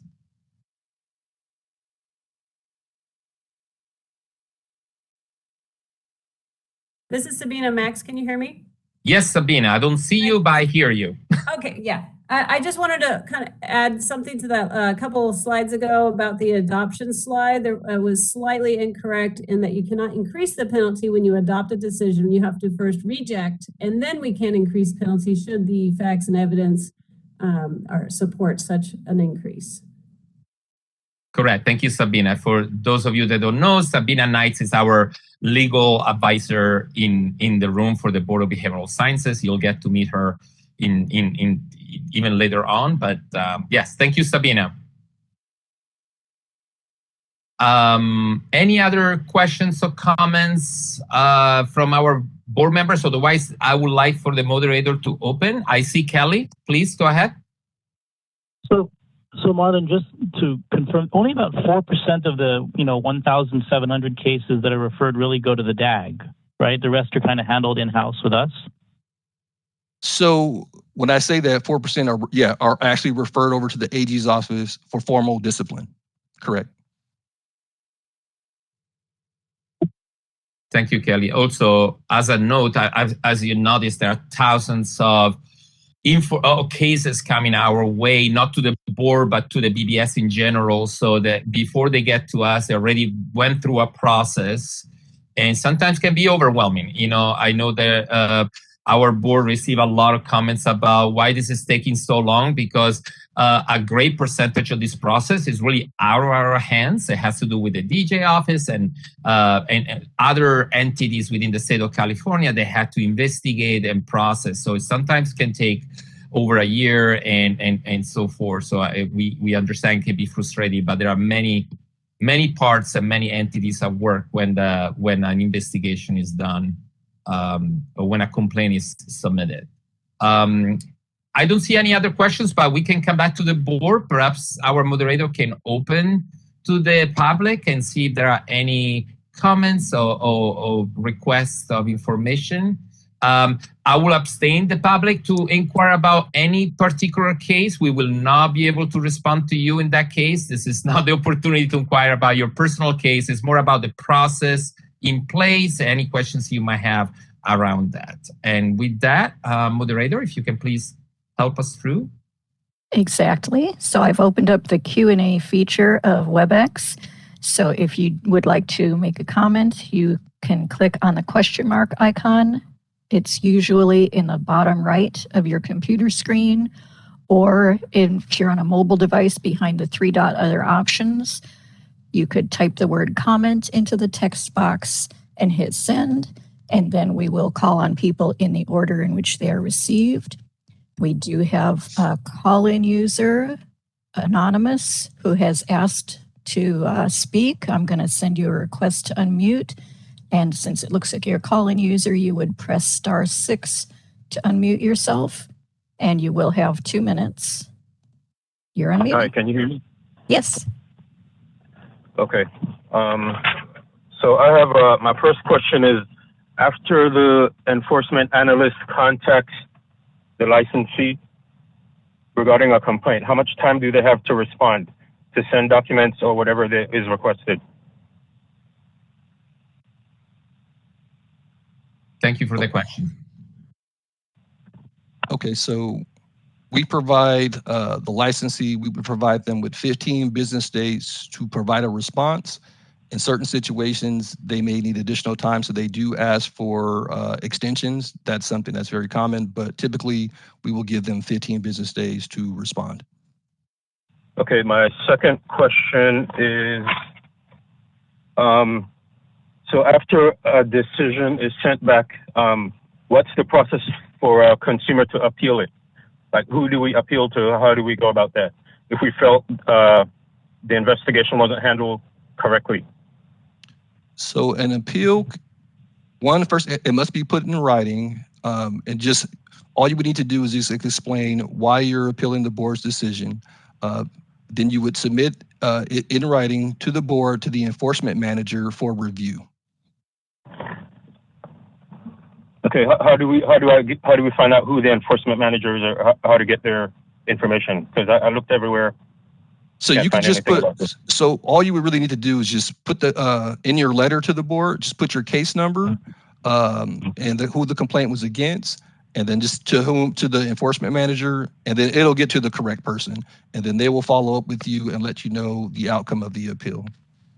So you send it to the same place where you sent the initial complaint? Correct. And is there a time limit on appealing? Well, there is a statute of limitations, so it has to be within a certain time period.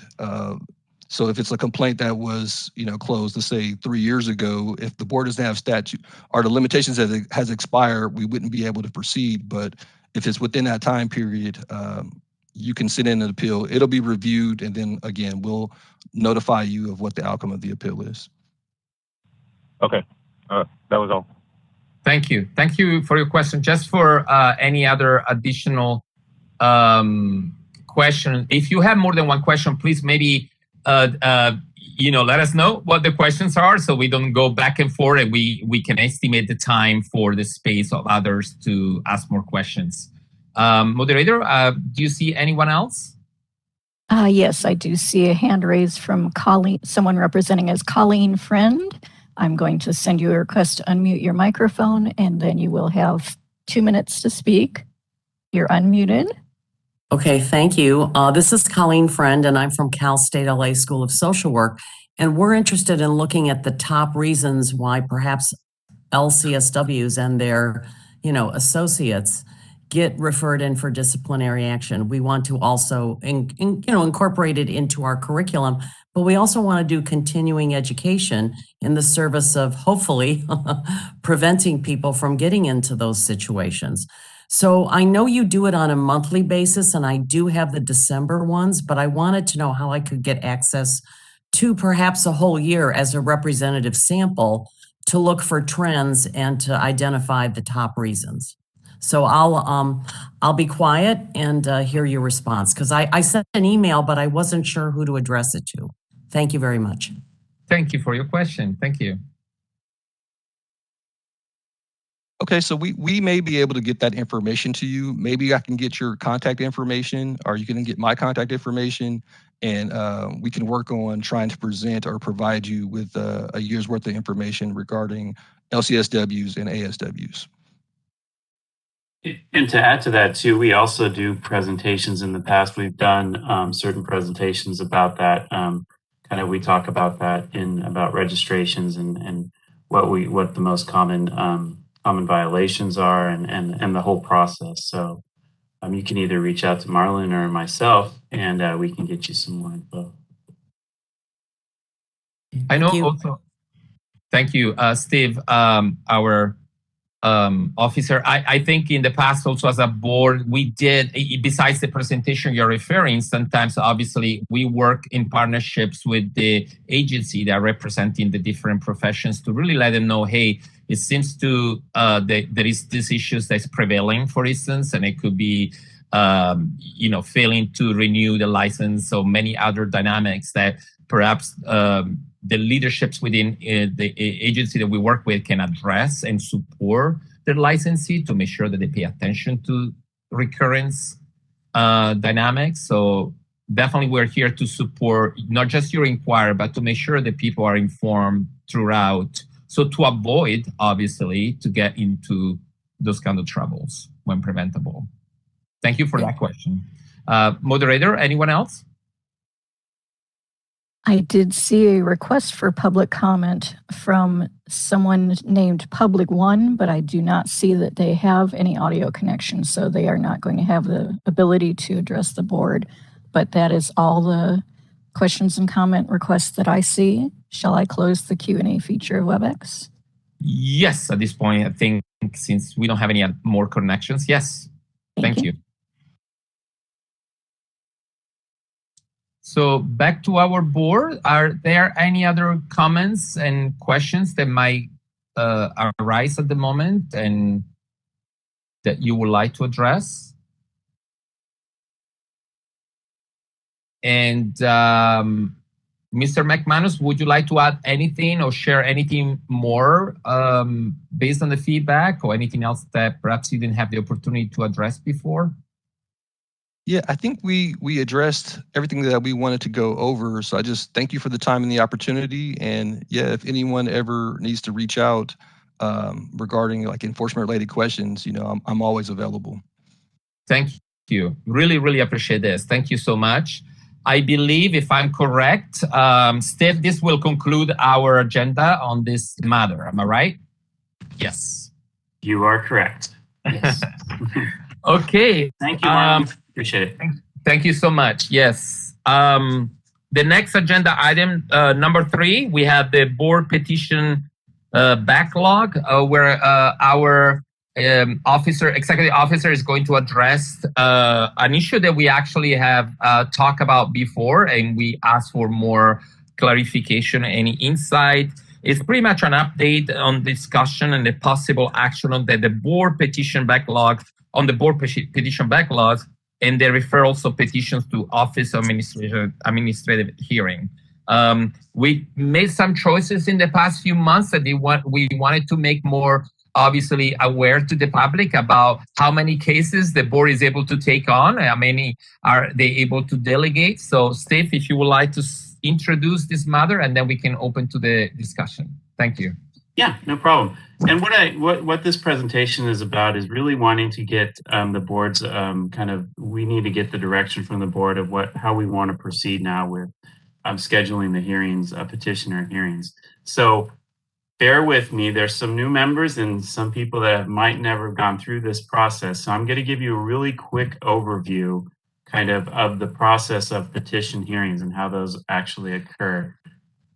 Hopefully, if you've been around for a while, you'll pick up some nuggets of wisdom. If not, well, bear with me. So thank you. Just as you know, petitioner hearings, we've had those in the past, and it's a chance for people that basically they can modify. People come to the board to modify their probation. Or get a reinstatement of their licensure. So that gives them a chance to come in to have the board hear them to see if the board wants to have the board make a decision on that. The way that it basically begins is a petitioner will submit a request to the board to include, and that includes all the documentation to support their requests. The board staff will review all that information to make sure that the actual petitioner is eligible for the request. And I won't go necessarily into what makes them eligible. One of the things that makes you eligible, let's say if you're on probation, you have to at least have a year of probation completed without any possible violations. Then you can actually be heard. Your petition could be heard. So for those of you who haven't been through petition hearings yet, petition hearings are conducted during an open session with the board meeting, with an administrative law judge presiding, and the administrative law judge basically will make sure that all the board members and the petitioners understand the whole process. The Deputy Attorney General appears on behalf of the board. They represent us, and they'll provide a history of the case. Then the petitioner is allowed to provide testimony. They could be represented by an attorney, but that's not necessary. And then after the petitioner provides their testimony, the Deputy Attorney General can actually ask questions of the petitioner. And then the board will have an opportunity to ask additional questions to help them formulate their decision. So that's how we've really done it in the past. But last year, we were coming up with a backlog of petitioners. The goal is to have a petition heard by the board within 180 days from being submitted. And so we did have a backlog. That's why last year we did convene to have a couple more meetings than just having the petitioners heard at the actual board meeting dates. We had to have some actual petition meeting dates. So the decision was made, I think it was the last meeting, that we wanted to send some of the petitions over to the administrative law judge. Now, this is a process that we can do. Instead of having them heard, the petitions heard in front of the board can decide to send them to the administrative law judge, and the proceeding is much the same as would be done with the board, except for the board will not have the chance to ask the petitioner questions. So what happens is the administrative law judge proceeds over a hearing with the Deputy Attorney General also representing the board. And once the proceeding is concluded, the ALJ, the administrative law judge, has 30 days to prepare a proposed decision. And once that proposed decision is made, that'll be sent to the board, to you, to review and either adopt or non-adopt or reject the decision. So that's what we did with a couple of the cases that we had left over from last year. So what we're trying to figure out is, really the question resides, does the board want us to keep sending them to the ALJ? I believe that there is an opinion of that you want to actually hear the petitioners and be able to ask them questions. I think it gives you a better, kind of helps you with making decisions. So currently right now, I believe we had, I don't have the slide up, I apologize. But we've been averaging about 35 petitions a year. And given the fact of trying to do the math, that means, 35 petitions a year. We would have to hear, if we just did them at board meetings, we would have to do 7 petitioners a board meeting, which is kind of, we've never done before. Usually we hear about 4 to 5 petitioners at a board meeting. And that can take a full day. Not only of hearing the petitioners, but then also for going into closed session and formulating a decision. So what we're trying to figure out is, does the board want to, I guess the decision has to be made, do we want to just keep them all petitioners, do we want them to all be heard by the board? If that is the case, then we will have to talk about some additional meeting dates during the year so that we can make sure that we are meeting that 180 days, because we don't want people to keep waiting for their petitions to be heard. Or, sending them to the ALJ is another decision that definitely seems to be, it seems to be working out. But then again, the board does not get a chance to hear the petitioners. The other option is what I'm proposing possibly is to basically give the staff the ability to kind of strategize. Basically schedule the petitioners for board meetings.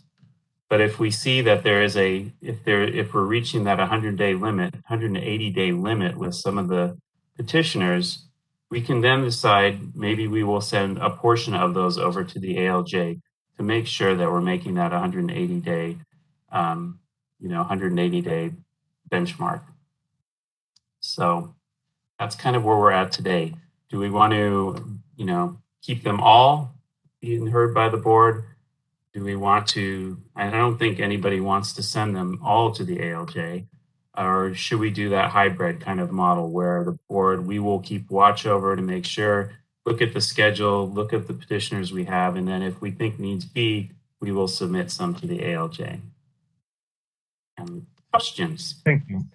Thank you, Steve. What I noticed in the past, striking a balance, I think it's really what, in my opinion, I speak for myself, it's what really we need to achieve here, because for those of you that don't know, that are new to the board, what's happening when we have so many cases coming forward, if we review every single one of them, we end up involuntarily to penalize the petitioners, because all of a sudden they need to wait for the board to meet. Even when we added dates to our board sessions to increase the frequencies, it's time consuming, right? Because we need to advise, obviously, the public. It's not just we gather together to do those cases. It has to be transparent and done with the public. So we noticed in the past, we were really trying to catch up, and people are waiting for months and months and months to have their case reviewed. In some cases, those cases were no longer valid because all of a sudden, after a month, they were going to be dismissed anyway because the time ran out.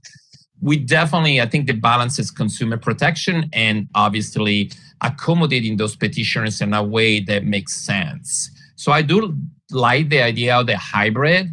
So where the board has something, obviously we're here also to have something to say about those cases because we weigh in a lot, but at the same time without getting to a point that we penalize those, they need to be served. So I like the idea of the hybrid, but again, this is my personal opinion. So perhaps I would like to hear from the rest of the board.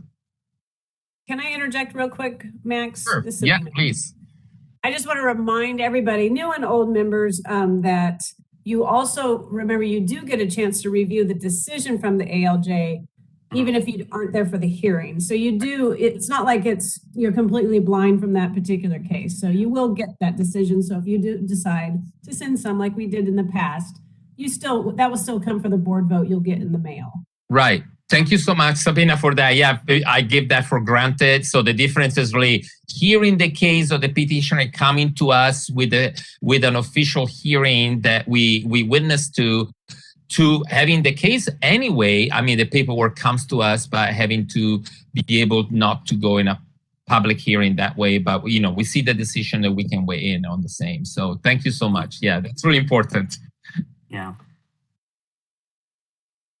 I think the difference in the past that made, and I finished there, is that sometimes when we had the opportunity as a board to actually participate in the hearing process, we might come out with a slightly different outcome, or perhaps because some of you are licensee expert on certain matter, so your inputs is really can make wave in the decision process as well in one way or another. So I see Chris and then Annette. I agree. I think that the hybrid option is a good way to go. Otherwise, we just get overwhelmed with the amount of cases. I would like to, and I think that this is in kind of where Steve's thinking is that if there's a case that gets flagged as like this really should be heard in front of the board, I think that should be taken into consideration. I know that some of them are blanket uniform standard things that that can go through the ALJ, but yeah, if we don't do a hybrid thing, it just be backlogged. Thank you. Sorry. Oh, thank you, Chris. I didn't know if you were muted all of a sudden. Thank you. Annette, you're next. Yes, thank you. Again, Annette Walker, public member. Just a point of clarification. Are we looking at establishing a new procedure where we would have to adjust that? And are we looking for a sustainable, moving forward, a more sustainable practice, or is this another temporary fix? So what is it that you're asking us to weigh in? Temporary or permanent? Well, this is Sabina. Sorry, Max. I think it's kind of a little bit of both. We have approximately 10 case backlog right now. I think, Gina, correct me if I'm wrong, but we can always bring this to the board once a year. We can bring it back and reassess. We can give you maybe every, January or February meeting. We kind of, keep you guys apprised of the backlog. Or maybe we put it on an agenda in the middle of the year in case we get a big backlog, and we can reassess. Like Steve said, we want to be respectful and maintaining of those deadlines, and also our petitioners waiting. And we also want to, and then of course we have to juggle the public protection as well. So I think it's a little bit of both. Right now is like we have about 10 backlog. What do you want to try maybe for this quarter? We can reassess and bring everything back to you all and see where we're at. Okay, I appreciate that. Yeah. So again, is this an action item that we're expected to take action on now, or is this just a discussion? It would be an action item, but we're asking you to kind of give us direction to take, what direction do you want to go in right now?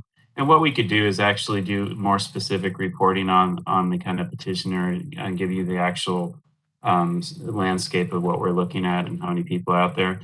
This is, like you said, it can be temporary, it can be permanent.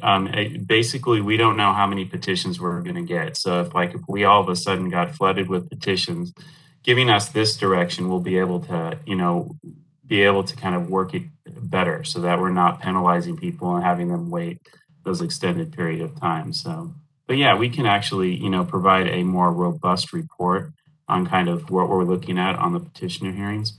Yeah, I don't think that's necessary. I'm not for making more work that is where it really doesn't need to be. I think you explained the matter perfectly. For me to understand, and I'm a new member, I hear the sense of urgency. It's time sensitive. What I do hear is that you have tried a practice or made this hybrid model, this option, and you know that it works. Okay, so in order to protect, our consumers and keep things moving along respectfully in a timely manner, I'm in favor of this hybrid model. If anyone cares to know where I'm coming from on this item, so I do support you, Steve, in looking at this option in this manner as a hybrid.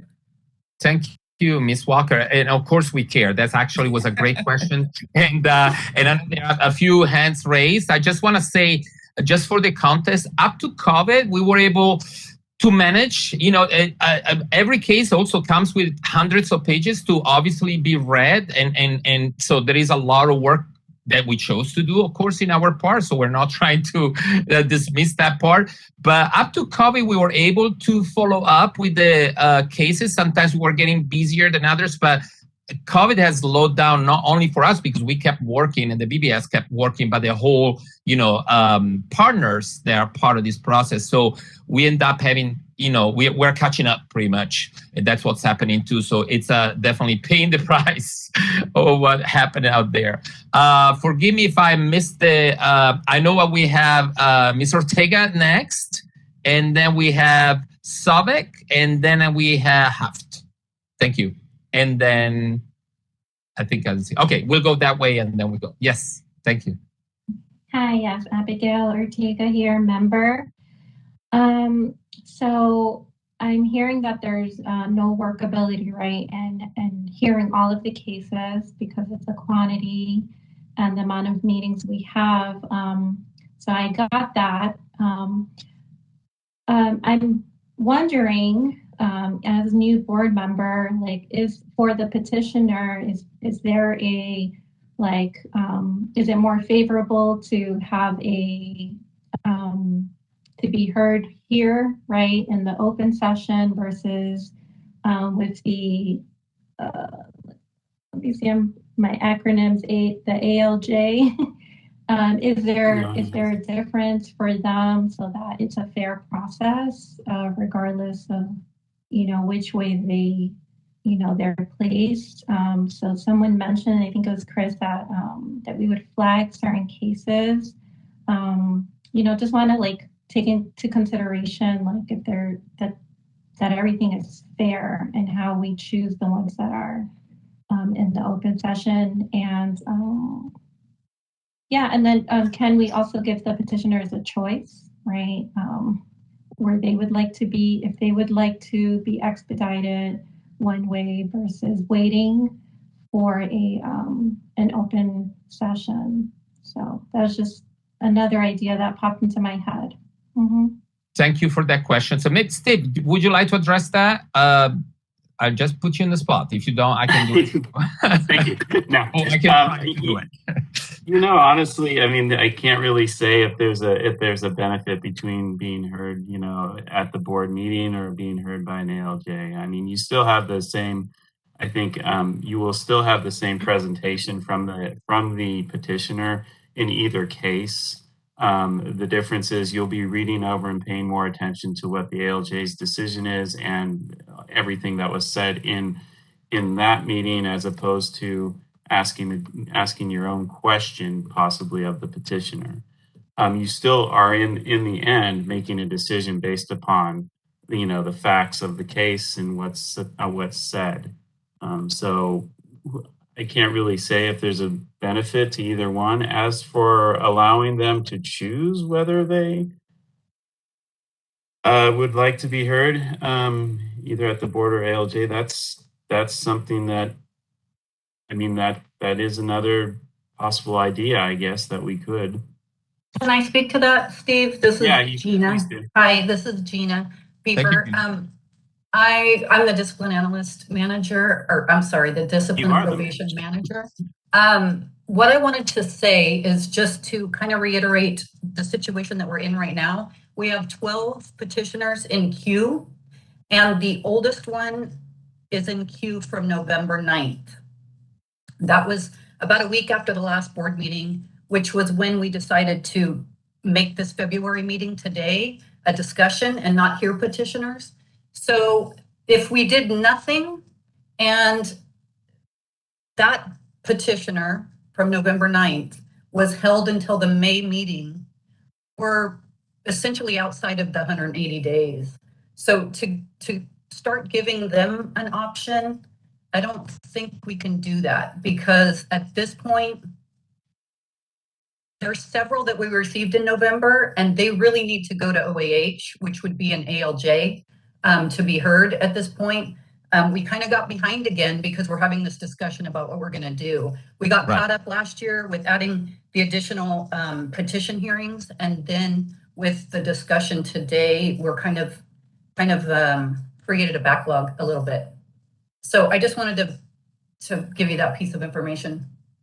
Yeah. This is Sabina. Yeah, this is Sabina. Thank you, Gina. I'm sorry, Sabina. I just don't. Yeah, I know with a lot of people, but go ahead, Sabina. I just want to make sure I follow the flow of the conversation. Yeah, sorry. I wanted to piggyback on what Gina said. We really need to take them in order received. And so it also wouldn't be fair if you gave a choice and somebody who just filed yesterday is the only person who wants to be heard by the board and gets to be heard before, or vice versa. So we really need to address them in order received also. It wouldn't be fair otherwise. So we need to work backwards from first filed. Right. And I think it will be, but it's a great question, really. That gave us the opportunity to explain the process. So thank you, Mr. Ortega, for doing that. I think, though, it will be really unsustainable for us to give it a choice, and not because it just becomes very complex. So I see other hands up. John Sevek. Yeah, this is John Sovek, LMFT. I have a few thoughts and a few ideas. One of them would be, is with this 180 window, do we look at something like there's a flag date at 120 that then puts in place a process that says, okay, we need to go to ALJ, versus it being like right off the bat. So maybe looking at timelines if there's a flag date that makes sense. The other thing we've talked about before in seeing some of the cases that come back from the DLJ is, or DAG, sorry, years, still can't get them all, is that we often see inconsistencies in their knowledge base, especially when working with substance use cases. There are huge things, and we've talked multiple times that in the past there have been education offered to the ALJ's office to help understand a lot more about this particular subject. And I think that would be something I would really encourage if we were going to move this direction to having the ALJ take on more cases. Because oftentimes those are the ones that come back at us that we notice, oh, you forgot the education piece. Oh, the testing thing actually needs to sit in this window. So I think that would be a really big piece if we were going to be handing, especially the substance use cases, over to the ALJ, that we actively pursue that education. The other thing too, on a technical side, I think if we are going to be having the ALJ taking on a lot more of these cases, and then we're going to do just the review period, is to look at actually a better technical format for us as a board to receive that information. I know there's been such an effort on everybody to try and make what we receive a little bit more consistent. But once again, I'm a clinical member, so looking through legal documentation sometimes takes quite a bit more time. So is there a way that everything starts becoming a little bit more formatted for us? There's one piece, next piece, third piece, and they're always in that order. They're always presenting information in the most concise manner that would help us to try and do that review period that we go through. And then finally, this is just a philosophical thing. I know we as a board have been really making an effort to move towards a rehabilitative model versus punitive model. And if we are going to be working with the ALJ on this, I want us to make sure that we transfer that information that direction too. That we are trying to move much more towards rehabilitative. How can we be there to assist these people to become better clinicians, that these types of things will not influence them in the future, versus simply punishing them for acts that they have taken. So I just think that that philosophical stance is something we would really want to be encouraged to hand over to the ALJ so they understand where we're moving as a board, or have been for the past year or so.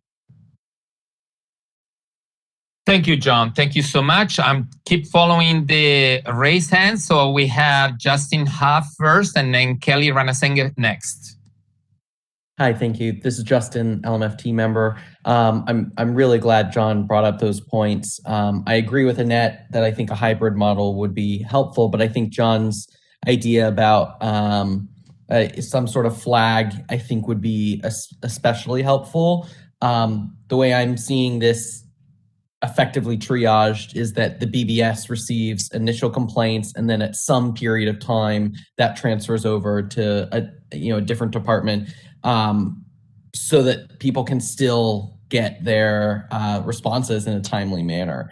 But I would be interested in seeing disparities between these two systems in terms of how they typically respond. If the BBS, like John said, is more focused on rehabilitation, then that, I think, that creates some inequities between where people where their cases are being seen through no fault of their own. But I do think that this hybrid model seems like the best way to strike a balance between making sure people's caseloads are heard and also making sure that they're heard in a reasonable period of time. Thank you so much. Thank you so much, Justin. And now we have Kelly. I agree with everything that Justin and John said. That being said, I think we have a duty of public protection to clear the backlog to ensure expeditious disposition of these petitions. So I would move that we grant the executive officer discretion to refer up to 10 petitions to OAH over the next 6 months. It's time limited. So over the next 6 months, grant executive officer discretion to refer up to 10 petitions. Perfect. Thank you. Thank you, Kelly. And then I believe I see Crystal Anthony. Hi, I agree with John. John said it so beautifully regarding the rehabilitation factor.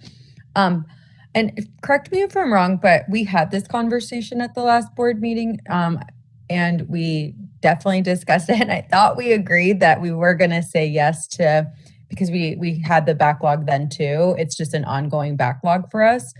I wasn't positive, or maybe we didn't make a specific decision, but I know that we definitely discussed it for a long, long time.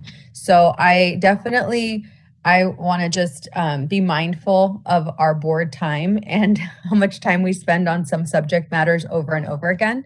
And I can appreciate Sabina just because she's always so knowledgeable and always letting us know what's up. So I would just agree that moving forward, like with Kelly, I would say that getting some of that backlog up to 10 of those cases within the next 6 months, I would agree with that. And the hybrid model as well. It's impossible. We all know as board members, and also to be respectful of those board cases that we do see and not rushing through cases when we do get them in front of us. And I think just so that the public knows, we were looking at do we look at the substance abuse ones, and are those the ones that we should send forward, or do we look at ones that what level of types of cases? But it's difficult to actually be fair and then navigate and be like, oh, these types of cases are going to go here and these types of cases are going to go there.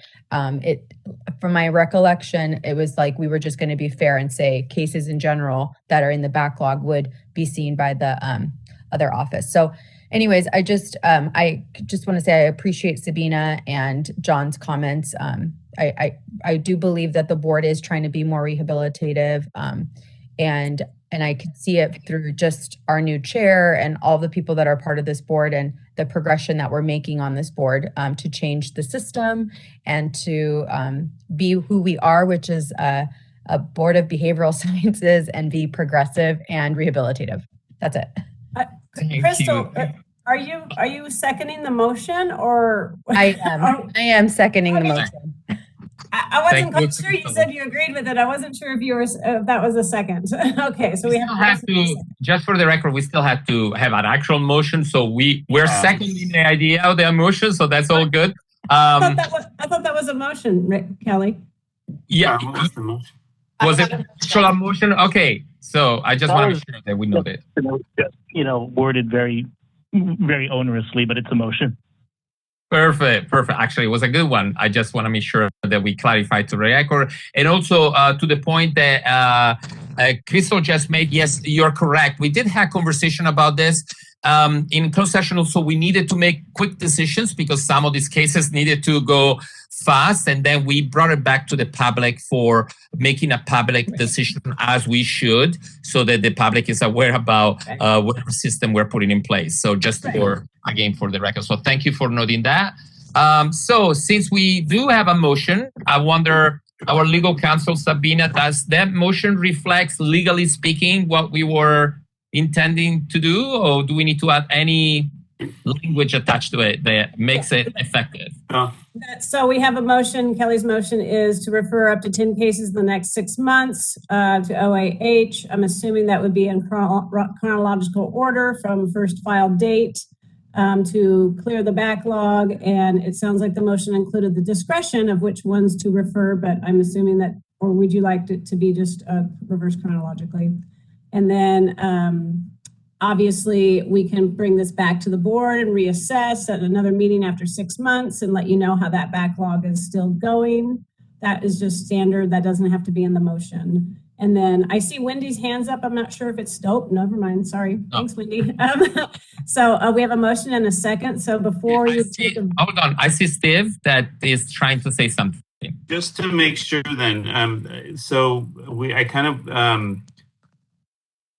does the board want us then to, all the cases we have currently right now in a backlog, to push those forward?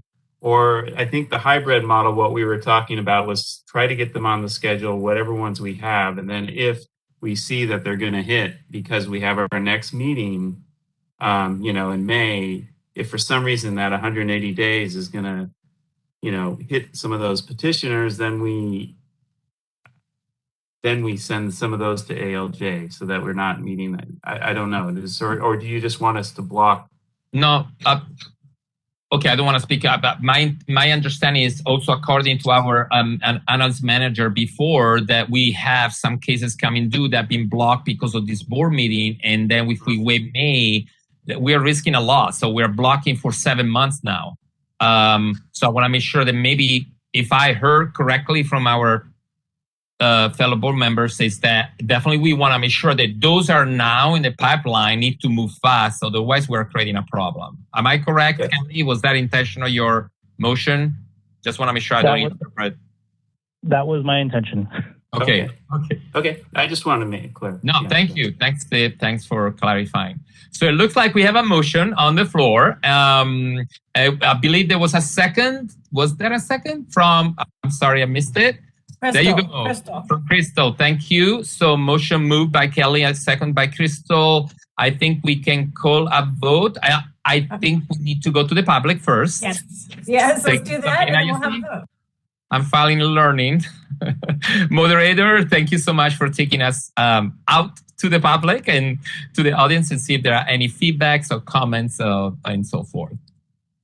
So I've opened up the Q&A feature of WebEx, and if you'd like to make a comment about this agenda item, please look for the question mark inside a box icon, typically at the lower right of your WebEx screen or behind the 3-dot other options screen. Or if you are calling in, you can hit *3 to raise your hand. We do have a request from Jennifer Alley. Jennifer, I will send you a request to unmute your microphone and you will have 2 minutes to speak. And you're unmuted. With the California Association of Marriage and Family Therapists, CAMP. Could you just clearly restate the motion one more time prior to voting? It kind of went back and forth. I would really appreciate it for my notes. Thank you so much. Thank you for that question. That will help us all again. I don't know, Kelly, you are able to, if you wrote it down, or maybe our legal counsel can help us with that? Or... I defer to Sabina. I think she was writing down the motion, but it was grant the executive officer discretion to refer up to 10 petitions to OAH over the next 6 months.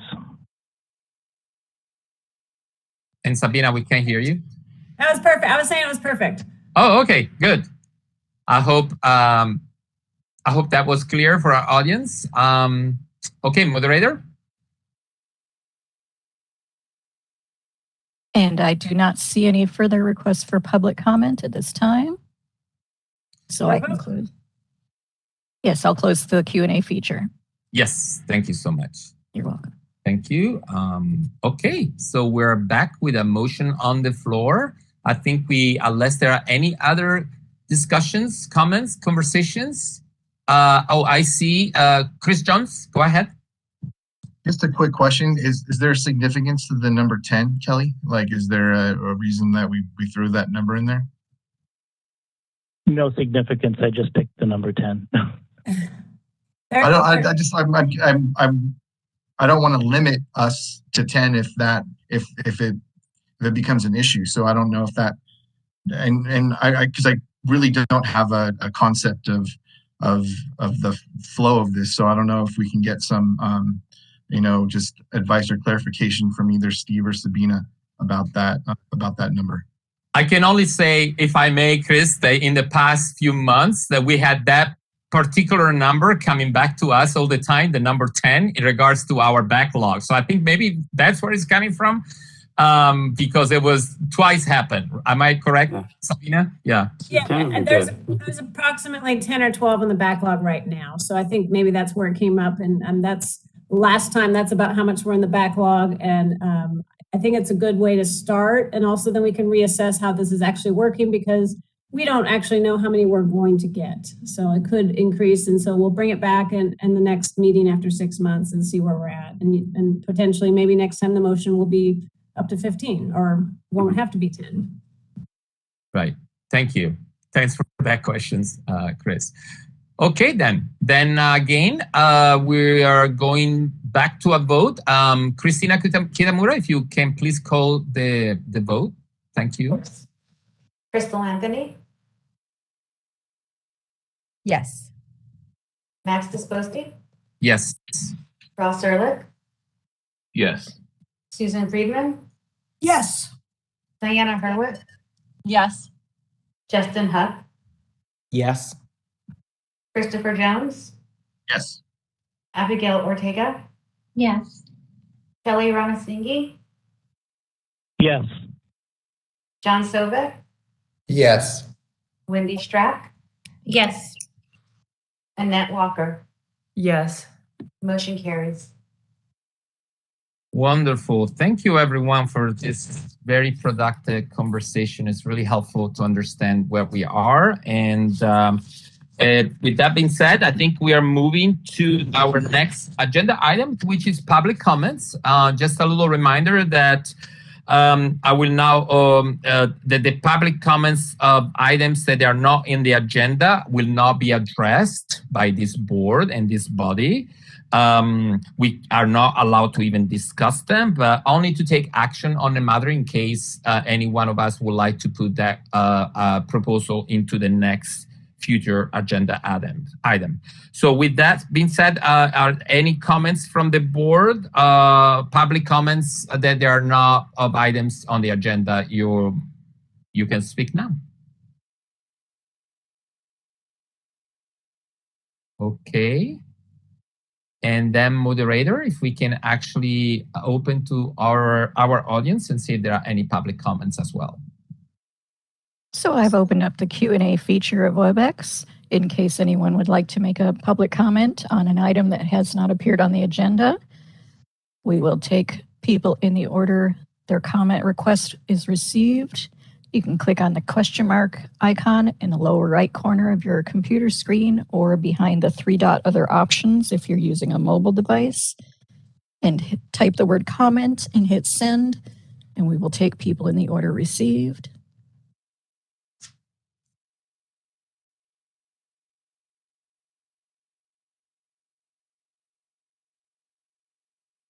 And I do not see any requests for public comment. Shall I close the Q&A feature? Yes, thank you, moderator. Thank you so much.